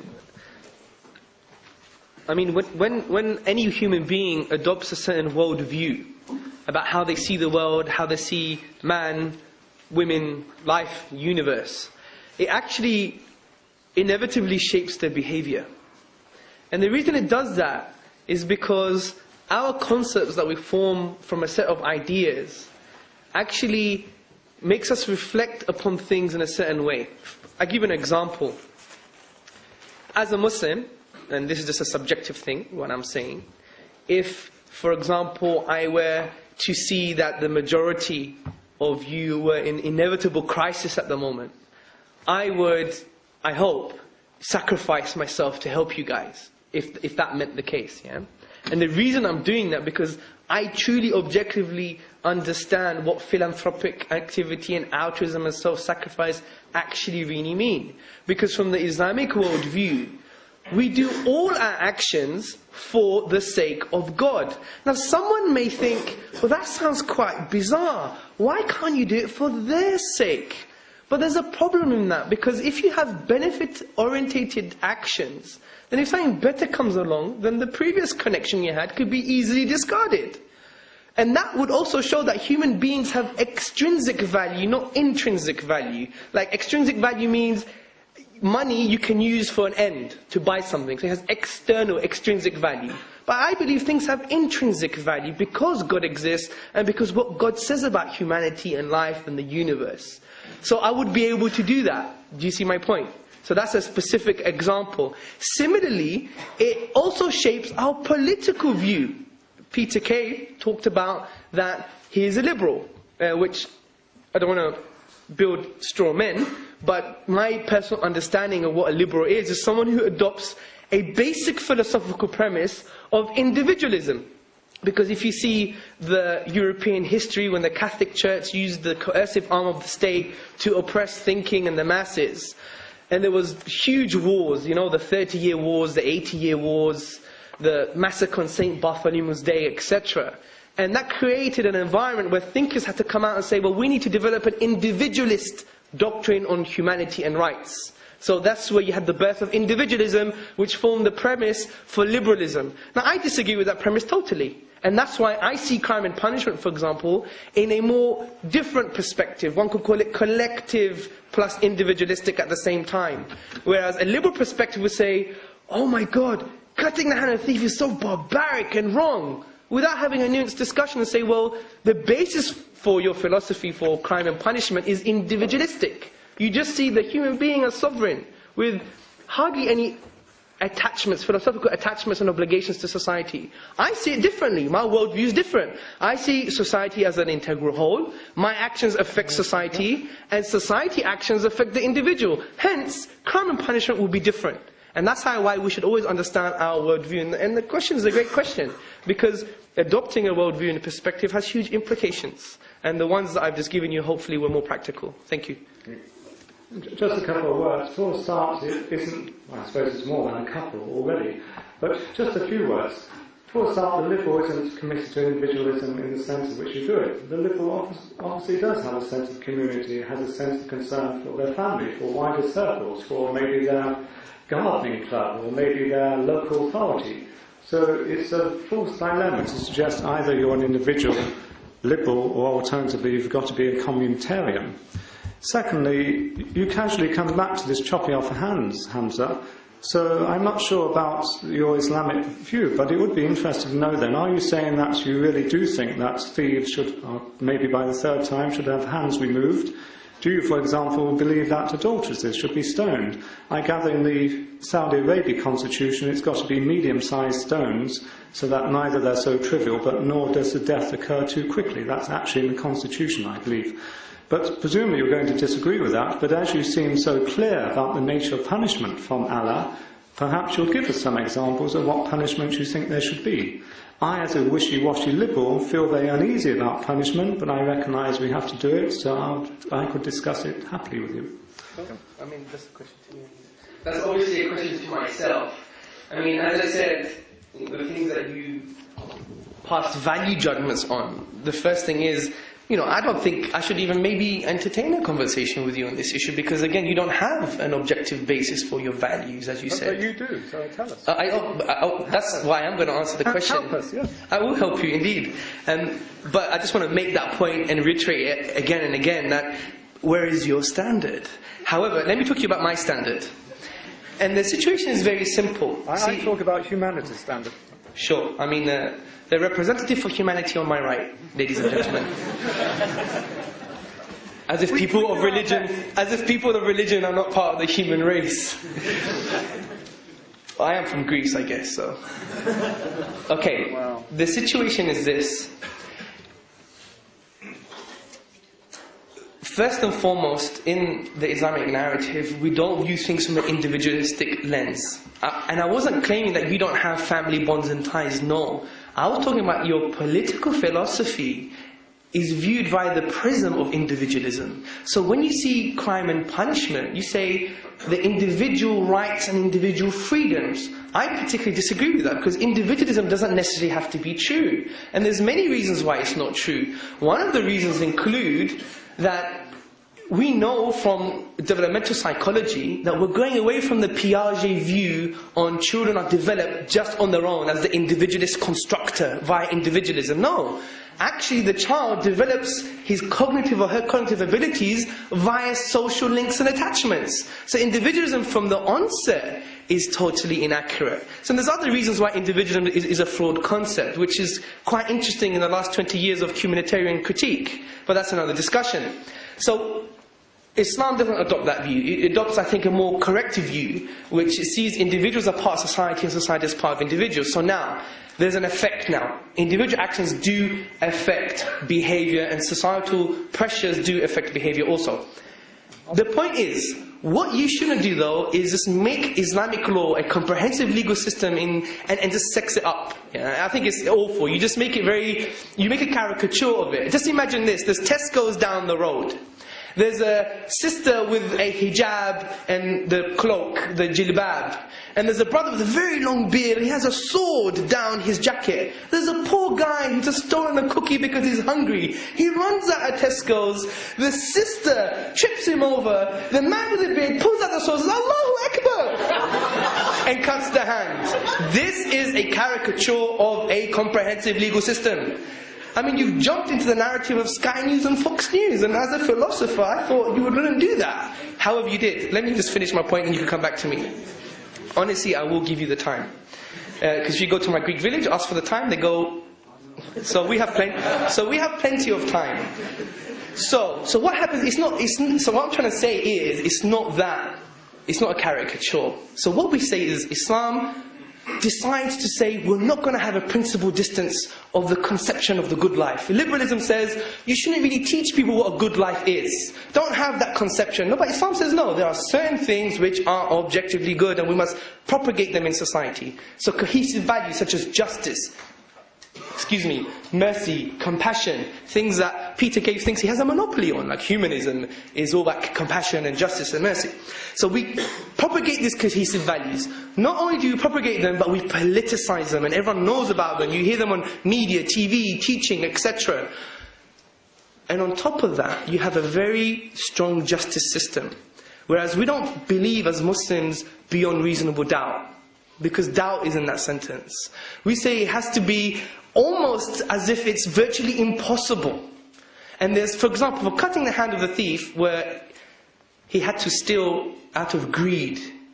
Not because he was hungry, because it's the duty of the state to provide these things for every individual. Unlike you see in liberal Britain, we have 90,000 homeless people. Whereas in the Islamic governance, what it does, it says, you're homeless, have a house. You're homeless, have some money. And it's taken from the Bait al-Mal, which is the state bank. But that's another discussion. So my point is then you have 19 conditions, for example, according to some classical scholars, on when you can cut the hand of a thief, after having all these stringent criteria. So when you see it, you say, wow, it seems to me that it's a suitably harsh punishment that acts as a deterrent. And I think that's a very unique way of crime and punishment, something that we haven't seen in any society before. And when you go and look into the justice system in history, you had, if you read the works of Amnon Cohen, he looked at 1,000 sigil records of Jewish records living under Islamic governance. They had the freedom to choose the rabbinical courts, Christian courts, or Islamic courts. But most of the time, they chose the Qadi, which is the Islamic judge, because they knew justice lived under Islamic values. So when you see it as a comprehensive model, and we could discuss this forever, but when you see it as a comprehensive model, you actually see now, you know what?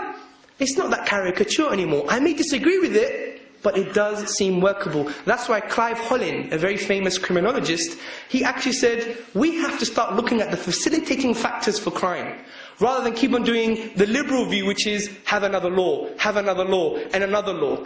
It's quite funny when liberals go to so-called Islamic countries and they say, all this bad stuff is because of Islamic values. But when they see the 167 rapes a day, according to Amnesty International UK, of women in this country, and 1 in 4 women of domestic violence being abused in this country, and there's more likelihood of a man reporting a sick dog to the RSPCA than a woman being battered by her husband. It's atrocious. And they say, well, we need new laws. But they don't even go to the underlying values of the particular society. The Children's Society Report, a liberal group, what did they say? They said, we're suffering from excessive individualism, which in my opinion is the premise of liberalism. So I hope I've demystified it for you a bit. Thank you.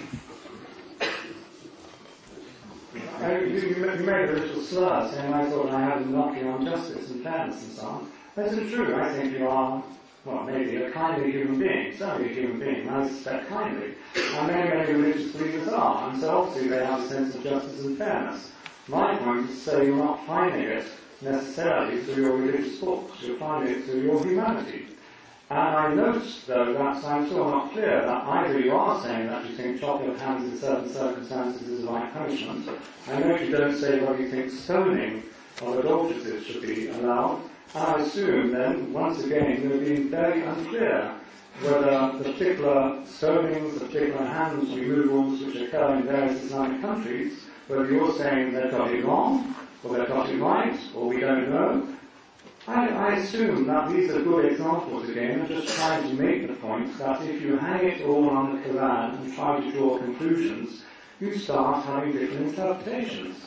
And so to say God sets the standard doesn't help, because at the end of the day you're just coming up with a particular version of hands chopping here but not there, stoning here but not here, or whatever the story is. Whereas I suppose as, dare I say, a liberal, but not thereby an individualist, I would think that punishment should be geared towards the idea of minimum suffering, maximum deterrence. But for lots of ifs and buts, lots of mud and soup, but not thinking it should be found inside one book. Okay. Can I just quickly respond to that, if possible? Of course, we could carry on forever. Oh, well, just, I like talking to you. I think maybe one sentence. Okay, I'm going to allow, obviously, the audience to participate, but in terms of justice, I give you an example. The Quran talks about justice, and not in the intuitive way. We want things in their place, fair play, as us Brits say. What the Quran also says is, even if it's against yourself. Now, that's not an intuitive kind of concept for justice. Especially when you think you're going to get punished. Because the intuitive, especially I studied psychology at university, and the intuitive concept is, oh, I'm going to get punished for something, I'm going to hide it. I'm actually not going to tell anybody, I'm going to sweep it underneath the carpet. What does Islam say? It has, in my opinion, a greater view on justice. Even if it's against yourself, those you love, kith and kin, rich or poor. As the Quran says, God loves the just, And so the point is, views on justice are also quite dissimilar with liberal views. So I would, this argument of everything has to be intuitive and inside human being, I think it's wrong, because there is a necessity to learn from revealed knowledge. And I've given you an example of justice, which in my opinion is, on reflection, is something that is far more powerful. Okay, I think we'll take one question from the written question, and we'll take one from the audience, inshallah. So this one is addressed to Peter. What is your purpose in life? Have you ever thought about why you were placed on the earth? Everything seems to have a purpose, whether it be machines, cars, etc. So what is the purpose of mankind? I see we have so many microphones now. Wow, it's as if I'm at the United Nations, which might be a better place to be. I'm just amazed. Why ever think everything must have a purpose? Many, many centuries ago, philosophers, scientists, common sense people, no doubt, thought that there must be a purpose why the moon goes round the earth, if they believed that at the time, or when at one point they believed the sun went round the earth. But now we don't think in terms of purposes there. We don't think the moon has a purpose or the sun has a purpose. We have standard mechanical explanations of their movements, which, as Hamza recognised, are in fact just patterns. And so, yes, we can talk about human beings having purposes. My purpose of coming here was to try to enlighten Hamza. I'm sorry I'm failing. But one day he'll see the light. This has been quippy. I'm perfectly happy for Hamza to have his beliefs, so long as they don't oppress mine. But human beings often have purposes. Possibly, in fact, I think utterly foolishly, my parents had a purpose in doing various sexual activities to have a son. Pity them to end up with me, but, they didn't foresee that. Sophocles famously said, "May the blessed, the happiest are those never to have been born." And somehow I sometimes have sympathy with that. But I challenge the assumption then that everything must have a purpose. I think many, many, many things do not have purposes. What are the purposes of numbers? And hence, equally so, the whole universe does not have a purpose. And if you really think everything must have a purpose, and if you really believe in God or Allah, then you must ask yourself, oh, so what's the purpose of Allah? And if you give an answer, say the purpose is X, then you must say, oh, what's the purpose of X? Once you play that card of thinking everything must have a purpose, you'll come to no end. And as I said at the end of my little talk, explanations come to an end, and so many things we just accept happen without purposes. Well, the best explanation doesn't require an explanation. I've said this in the previous debate. You know, if you want to find out an answer to the question of what your purpose of life is, and then you say you find out, then you want to attribute purpose to God. I mean, if God is the best explanation for your purpose of life, then the best explanation doesn't require an explanation. Even in the philosophy of science, the best explanation doesn't require an explanation. For example, the external world exists. You can't prove that. How do you know your brain is not in a vat and some crazy alien is just computing your brain? You just couldn't prove that. It's an assumption. It's a philosophically basic premise that you just have to accept in order for science to have any grounding. Similarly, even with the question of God best explains your purpose of life, well, that's the best explanation. You don't have to explain the best explanation. And also, I would argue the chairs you're sitting on do not have any cognitive features. They can't think and feel. But yet we attribute purpose to such a material, ephemeral object. Similarly, there is a moth somewhere in a forest that drinks the sap of a tree. And as it drinks, it excretes, it basically does a poo. Yeah? I think they know what it means. Yes. It's empirical quality. Yeah, of course.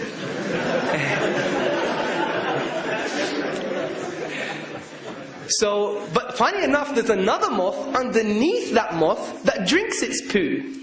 And the purpose from its function, you can derive that if the poo were to trickle down the tree, the ants will follow the trail and eat the first moth. BBC for you. Our money goes somewhere. So the point is this, is that you never knew about this probably 2 minutes ago. But yet there's a purpose to something so insignificant. And it's only rational for me to make the assumption, if you like, that if we attribute purpose to physical things like this, or to living moths that we never knew about, that have the most ridiculous function and purpose, then surely something more dynamic and more special, like the human being, actually must have some form of purpose. Because as many famous atheist philosophers, they debated this question, said without God there is no meaning. And so what they discussed was, shall we suicide? And it's actually in their works. That was one of their biggest questions. Shall we exist then, since there is no meaning? Because God is an objective conceptual anchor that transcends Peter's subjectivity. I was very touched by the tale of the moth. I have some various friends who actually loathe moths because they eat away at their clothes. But I'm easy about moths as well. But in fact, I'm just easy. I'm just getting tired, really. There's a famous Peter Cook cartoon in which there's a barmaid and there's a man at the end of the bar and she says, "Bitter?" And he says, "No, just tired." But I'm never clear what Hamza's answers are. For a start, he keeps saying that I don't have objective values. I keep telling him I do, but there you are. We can't get anywhere on that one. But more importantly, on this particular question then, are you saying, Hamza, that the sun and the moon and mountains have purposes? And furthermore, as you seem to think everything must have a purpose, what is the purpose of God?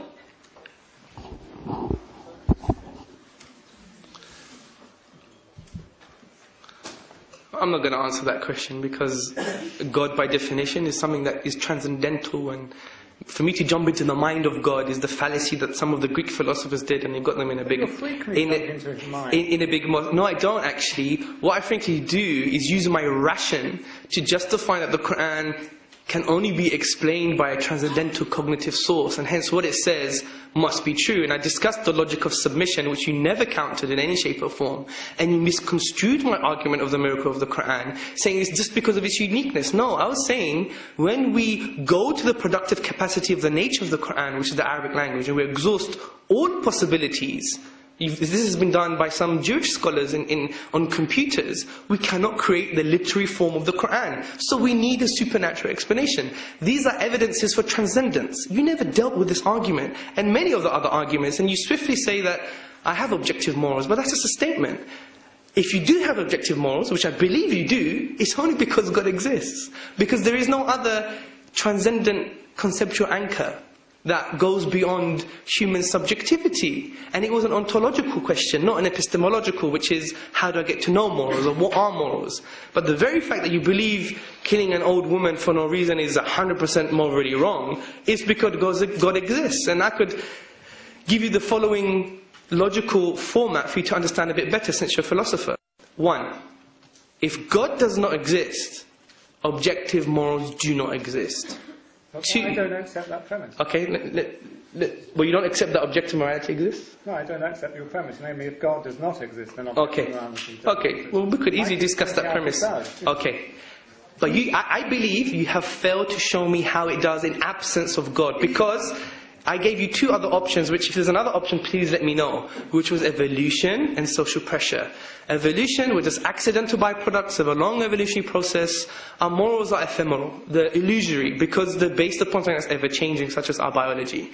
Secondly, social pressure, we discussed that as well. If you take social pressure as a basis for objective morality, then the implications are that it was okay to kill 6 million Jews because there was a consensus at the time for that to happen. I am asking you, where is the objective anchor for you to peg your morality, to say that it is true? Saying it just is not an explanation, because then I could be here and my good argument could be religion is better for your life because it just is, and that's not an argument, it's counter-discourse. Do you see my point? Well, I make the same point. You end up, in effect, using that format of just saying that God just is. It doesn't help at all to say, oh, well, you need an anchor for morality. The anchor is God. Because then I can ask, well, what's the anchor for God? And you'll just say, well, God's his own anchor. Words to that effect, no doubt. And I'll make the same point about morality. Morality is its own anchor. Just as I, as an atheist, am, confident there is no God, I acknowledge there are mathematical truths. I don't have to say, oh, well, there needs to be an anchor for mathematical truths, God. Just I acknowledge that there are truths about how many people there are in this room. I don't have to say, oh, well, there must be an anchor for that, namely God. Similarly, I put morality on the same level. There are some moral truths. We are aware of them. We become aware of them through evolutionary processes, just as we've become aware through evolutionary processes how to understand, the operation of alcohol on brains, for example, or how water is made up of H2O. But perhaps we should have more debate from the audience. That's true. But just as a final point, if you don't mind, is that if you're saying evolutionary processes dictate the basis for our morality, well, what did Darwin say? Darwin said if it happened, for example, that we were sharks, then it would be morally okay to forcefully copulate with a female shark. So rape would be morally okay if we happen to be sharks. And that's the problem here. Even Darwin, which is the basis for the evolution theory, which I would even contest in the first place, just from a philosophical premise, because in the book Anthropic Cosmological Principle by Tipler and Barrow, they said that every stage of the evolution of the Homo sapien, the 10 stages, for example, for each stage to be true, the probabilities are 4 to the power of minus 360 to the power of minus 110,000. And that's every single stage. So it's highly improbable. So for me, if evolution is true, therefore it's a miracle, and thereby it proves God's existence. Okay, one quick point. So it's an interesting conclusion from this, and I gather Hamza does not believe in evolution. He does believe in cutting off hands in certain circumstances, and I'm still awaiting the stoning example. I think the evidence is overwhelming in favour of evolution, and I think it's morally wrong to go around stoning adulteresses or adulterers, and I really think it's morally wrong for many countries to insist that women must go around unveiled, when I suspect many of them do not want to, but I recognise some do. Well, that's cheap. It's probably as cheap as the wine that you've been referring to all day. I mean, the point is this, is that, these kind of cheap rhetorical claims, I mean, I do I do speak a lot of rhetoric, I do have to admit, and it's, you know, almost eloquent, yeah? Yes, you do. But the point is, at least I justify it with some substance also. I just don't make empty claims like it's morally bad, morally good. I actually give some justification for my model. Whereas you're just like pointing the finger all the time, as if like almost in elementary ages. Now, the point I'm trying to make is that with regards to the things you're talking about with the, like the harsh suitable punishments, I think I've discussed that in the first place. What was your question again? I think it's time to move on. Yes, this gentleman here. Yes, go ahead. Thank you very much for your fascinating encounter and engaging discussion. My question to Mr. Peter is that you keep bringing up stoning to death in Islam. I assume that you don't know the conditions of stoning to death in Islam. What is the burden of proof in Islam? You don't know. I assume. Correct. In the entire Islamic history, we don't have more than 20 cases. And 90% That's 20 cases. Let him finish. We can respond. 90% of those cases are voluntary non-submissions. Okay? People came forward themselves and they voluntarily submitted themselves to the Prophet. And most of these cases happened in the time of the Prophet. Now, amazingly, you are living in a society which has 167 rapes every day. A woman is being raped right now on this island as I speak to you. As I speak to you, a woman would be raped. So, would you rather have one stoning to death per millennium, or would you rather have 167 rapes every day? That's my first question. Would you like to answer that? I'm very impressed by the example because normally humanists are accused of doing utilitarian calculations, whereas you seem to be wanting me to do one. I'm not particularly convinced by the stats. Also, I've been only using the stoning example just when I've been a little irritated by Hamza by suggesting, implying that somehow out of the Quran you get clear moral guidance. You do not. You get a mishmash of moral guidance, witness the many disagreements. Yes, Hamza can keep on saying, I'm just making an ontological point, but at the end of the day, Hamza believes that the epistemology is there. He believes that in the Quran you get the answers. We know that many Quranic scholars give different versions of this, which lead to different sorts of laws in different societies. I think stoning of adulteresses, even if it's just 20 or 2, is morally wrong, full stop, especially when it's clearly contrived to be a very painful death, if we're following the example of Saudi Arabia. But I'm not saying, obviously I'm not saying 167 rapes are justified. I would be very eager to stress better education, better laws and so on in order to avoid those rapes. But I don't think one wrong is made right by trying to overcome another wrong. Okay, this is where I have to take my gloves off if I haven't already. Basically, this is the problem with the liberal view. It's like almost a nightmare. You're arguing in a circle continuously. The reason I'm saying this is because, you know, the liberal view is, oh, you know, things like rape have nothing to do with society or individuals, and you know, saying that to a rapist, for example. Rape has something to do with individuals. Okay, it does. Okay, well, it's bizarre to say it hasn't. Well, thank you. You're arguing my point. Let me just argue for you too. I just think it has to do with. Yeah, but let me make my point then. Well, maybe it's wine, as you say all the time. Now, the point I'm trying to make is this. Obviously, there's a phenomena. There's a social phenomena of 167 rapes. Say there's even 10 rapes a day, or 1 rape a day. It's still too many. Or even if it's to do with other things. If we look at even feminist literature, and we read the likes of feminist philosophers like Diane E. Russell, she developed an amazing academic paper on the causal model between pornography, as an example, which is allowed in liberal states, and rape. For example, some amazing statistics, like 35% of all college students, would rape if they could get away with it. 60% of rapists said, with the psychologists, that pornography was a causal factor in me raping, because it dehumanized the woman. It made her into a piece of flesh, just a biology, just matter. So there are psychological, criminological and social evidences that accumulate together to show that there is something going wrong here.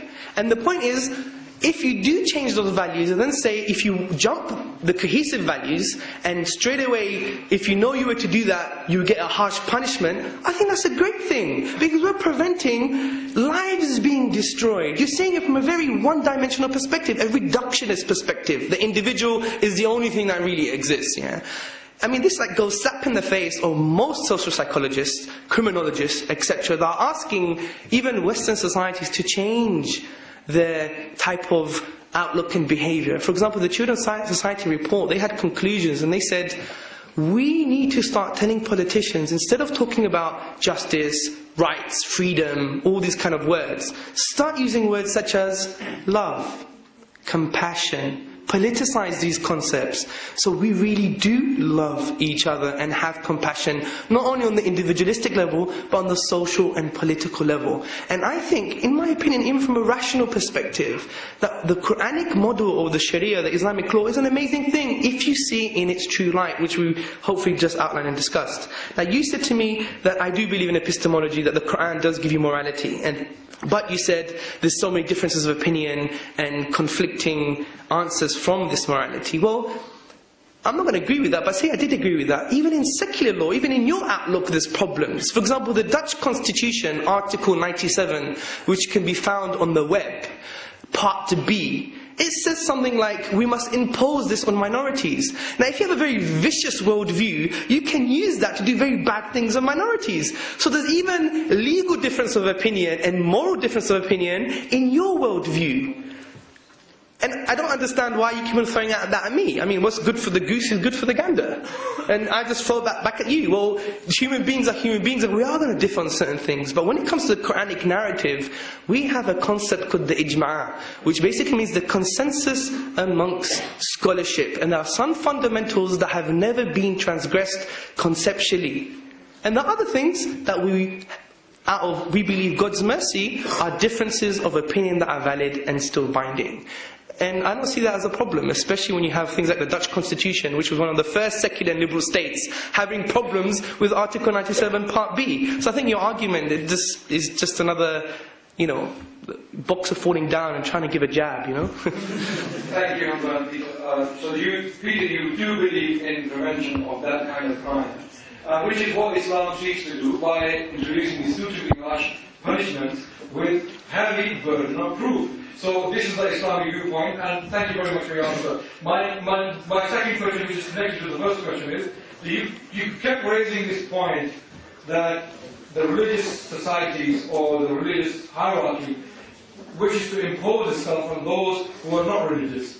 But that objection doesn't go against Islam, because if you read the Islamic history, as Hamza gave one of the examples from the Ottoman Empire, 16th century Ottoman Jerusalem, Amron Cohen, he studied the records, the Jerusalem court record, and from 1536 to 1600, within these 17 years, we had 1,000 Jewish cases filed in the Islamic court. While they had their own best deal to go to, they chose that Islamic court. We have examples like that from Islamic Spain. We have examples like from the time of Sahaba, from early Caliphate of Islam. So this objection can go against the Catholic hierarchy or the Protestant hierarchy of the 16th, 17th century of England.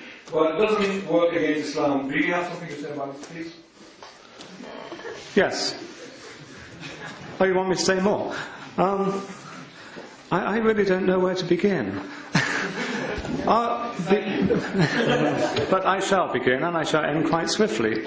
I think you are manifesting, are you not, that maybe, it might be very plausible, you have a very, very liberal reading of Islam. And that's fine. I strongly approve of that. I'd love to. And I have some Islamic friends, Muslim friends, who indeed are very liberal Muslims. But many, many other people today, as you must surely know, in many countries, have very conservative, rather stringent, rather harsh readings of Islam. It's fair enough for you to say, oh, well, they're not genuine Islamic states. But if one does wander around Iran, or if you do go around Saudi Arabia, you better not go unveiled if you're female. Nasty things will happen to you. That sort of Islamic State, I assume, then you disagree with. But I assume they claim to draw their morality, their understanding of the law from the Quran. I think they do claim that. But yes, there are many different versions, therefore, and that comes back to my point, to Hamza. Yes, secularists disagree about these things, but at least we don't hold up a book and say, the truth is in here, it's just a matter of interpreting it. We recognise we've got to learn to live with each other, we've got to show compassion, understanding, love. These are the things which we'd stress as much as Hamza stresses, and we muddle through. The mistake is to think that we're not muddling through, to think somehow there's a definitive answer to be found inside one particular text which happened to be written many years ago, maybe in some unique way, but it can't be that unique given it was written, I gather, in Arabic. Thank you, Peter. I have, based upon your contention, I have a contention with your claim. In this country, if a woman walks the street topless, she is arrested. If a man does that's a sad feature. That is a sad feature, I agree. It is there in your liberal society. Strangely, I do want to answer that, because although I actually I feel very uneasy, even in this audience, when I see many females completely covered, and I wonder how free have they actually chosen that to be. Nonetheless, I recognise there's a huge amount of conventions, customs, pressures within this society for, say, young girls to wear miniskirts or such, or wonder bras. And so I'm up for discussion about this. It's very difficult to know what the power of custom is and how far it should or shouldn't go. Hamza is always keen to stress the importance of community, so he seems to be quite keen on these sort of customs being forced on people. Following John Stuart Mill, I will talk about the tyranny of custom and trying to overcome it. I think there will be plenty of opportunity to discuss with Muslims as to whether they are oppressed or not, so I think this is a great opportunity to do that. Just want to take another question from the audience. I think that gentleman in the beige jumper. That question from the sister side, just because we've done two from this side. Okay, we were taking some questions this way as well, so... Yeah, but I think we should do first come first, so we're egalitarian, so that brother had his hand up before. My question is for Peter. He says that everyone has the right to life. Okay. No, I was actually challenging whether there's much content to that claim. Okay, so you said that everyone has the right to life. I just had an example, but I just had a thought when you said that. Then talk about the murder. The person who was killed, he had the right to life, and his right was taken away. And when you have the criminal in front of you, that criminal also has the right to life. So what do? Do you give him the death penalty, or do you spare his life? This is a thing where humanism fails. I mean, if you have a religion, you can solve that through the whatever book which you say are useless. But if you do not follow a religion, then how do you decide this thing? But how is that solved from the book when many, many religious believers actually argue about whether capital punishment should or should not exist, just as indeed many, many non-believers? My simple point here is actually the book doesn't actually help, because at the end of the day, many people argue about how to read the book. But at least it is a standard. No, it's not. It's no standard at all. If some people come away and say, oh, so therefore we really should not permit capital punishment, and other people come away saying, oh, therefore we should. So how do you decide?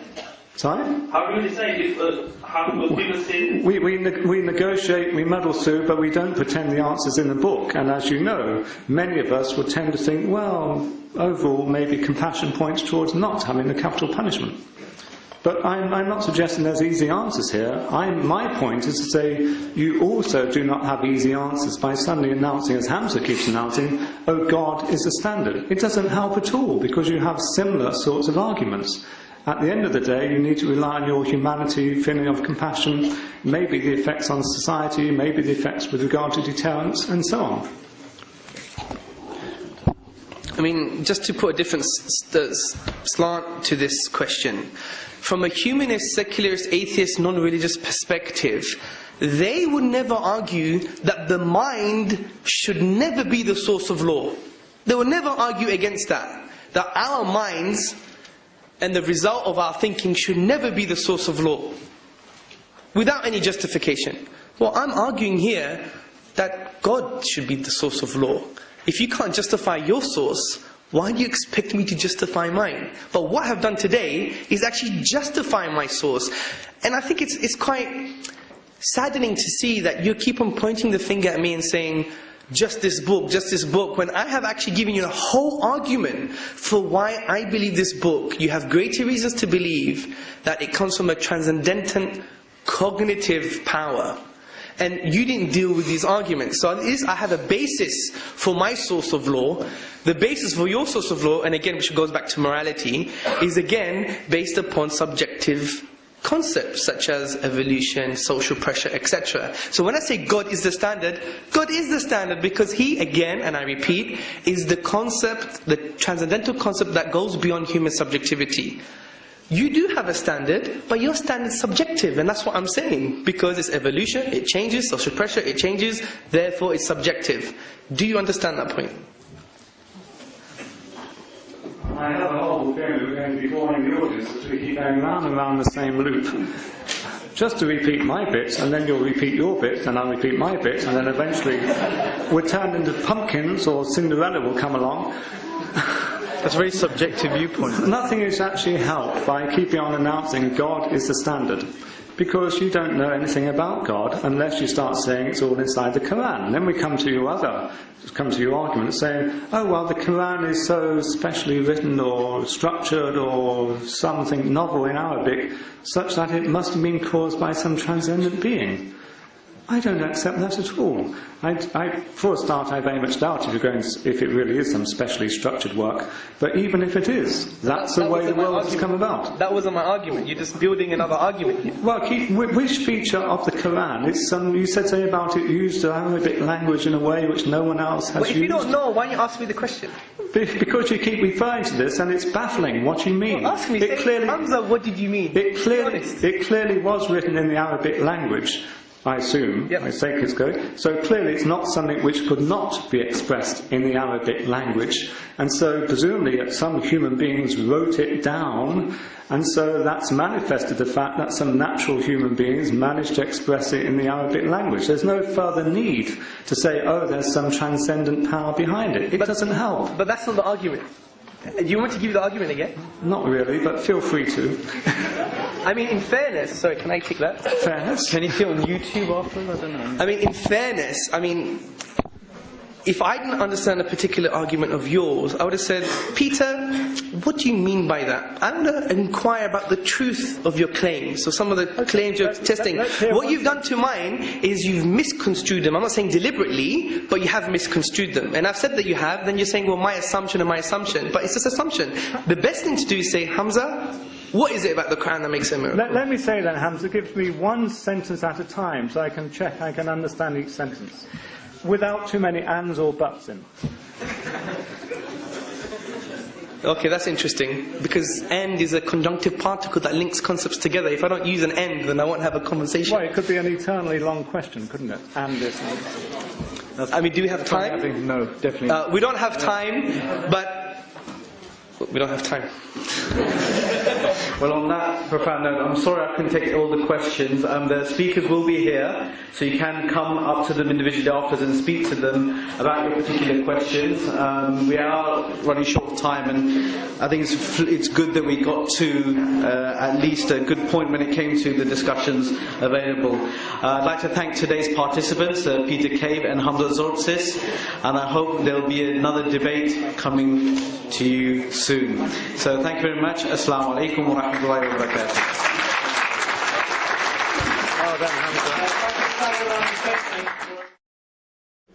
Assalamualaikum Salim. Quite an interesting and a heated debate tonight. What did you think?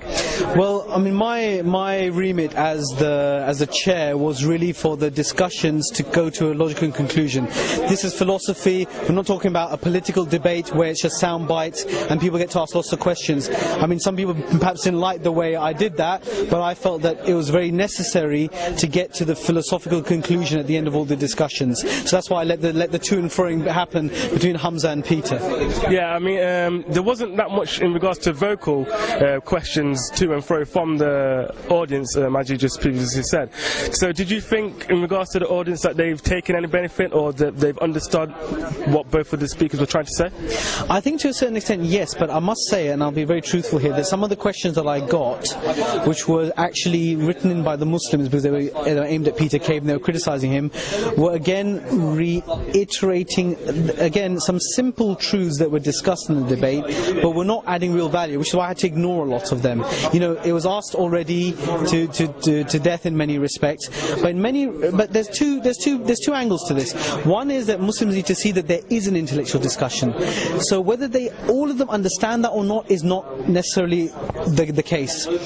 However, if some people understood it and are able to carry then that's the job done.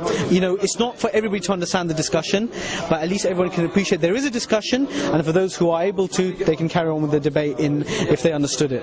Quite a few non-Muslims were there present.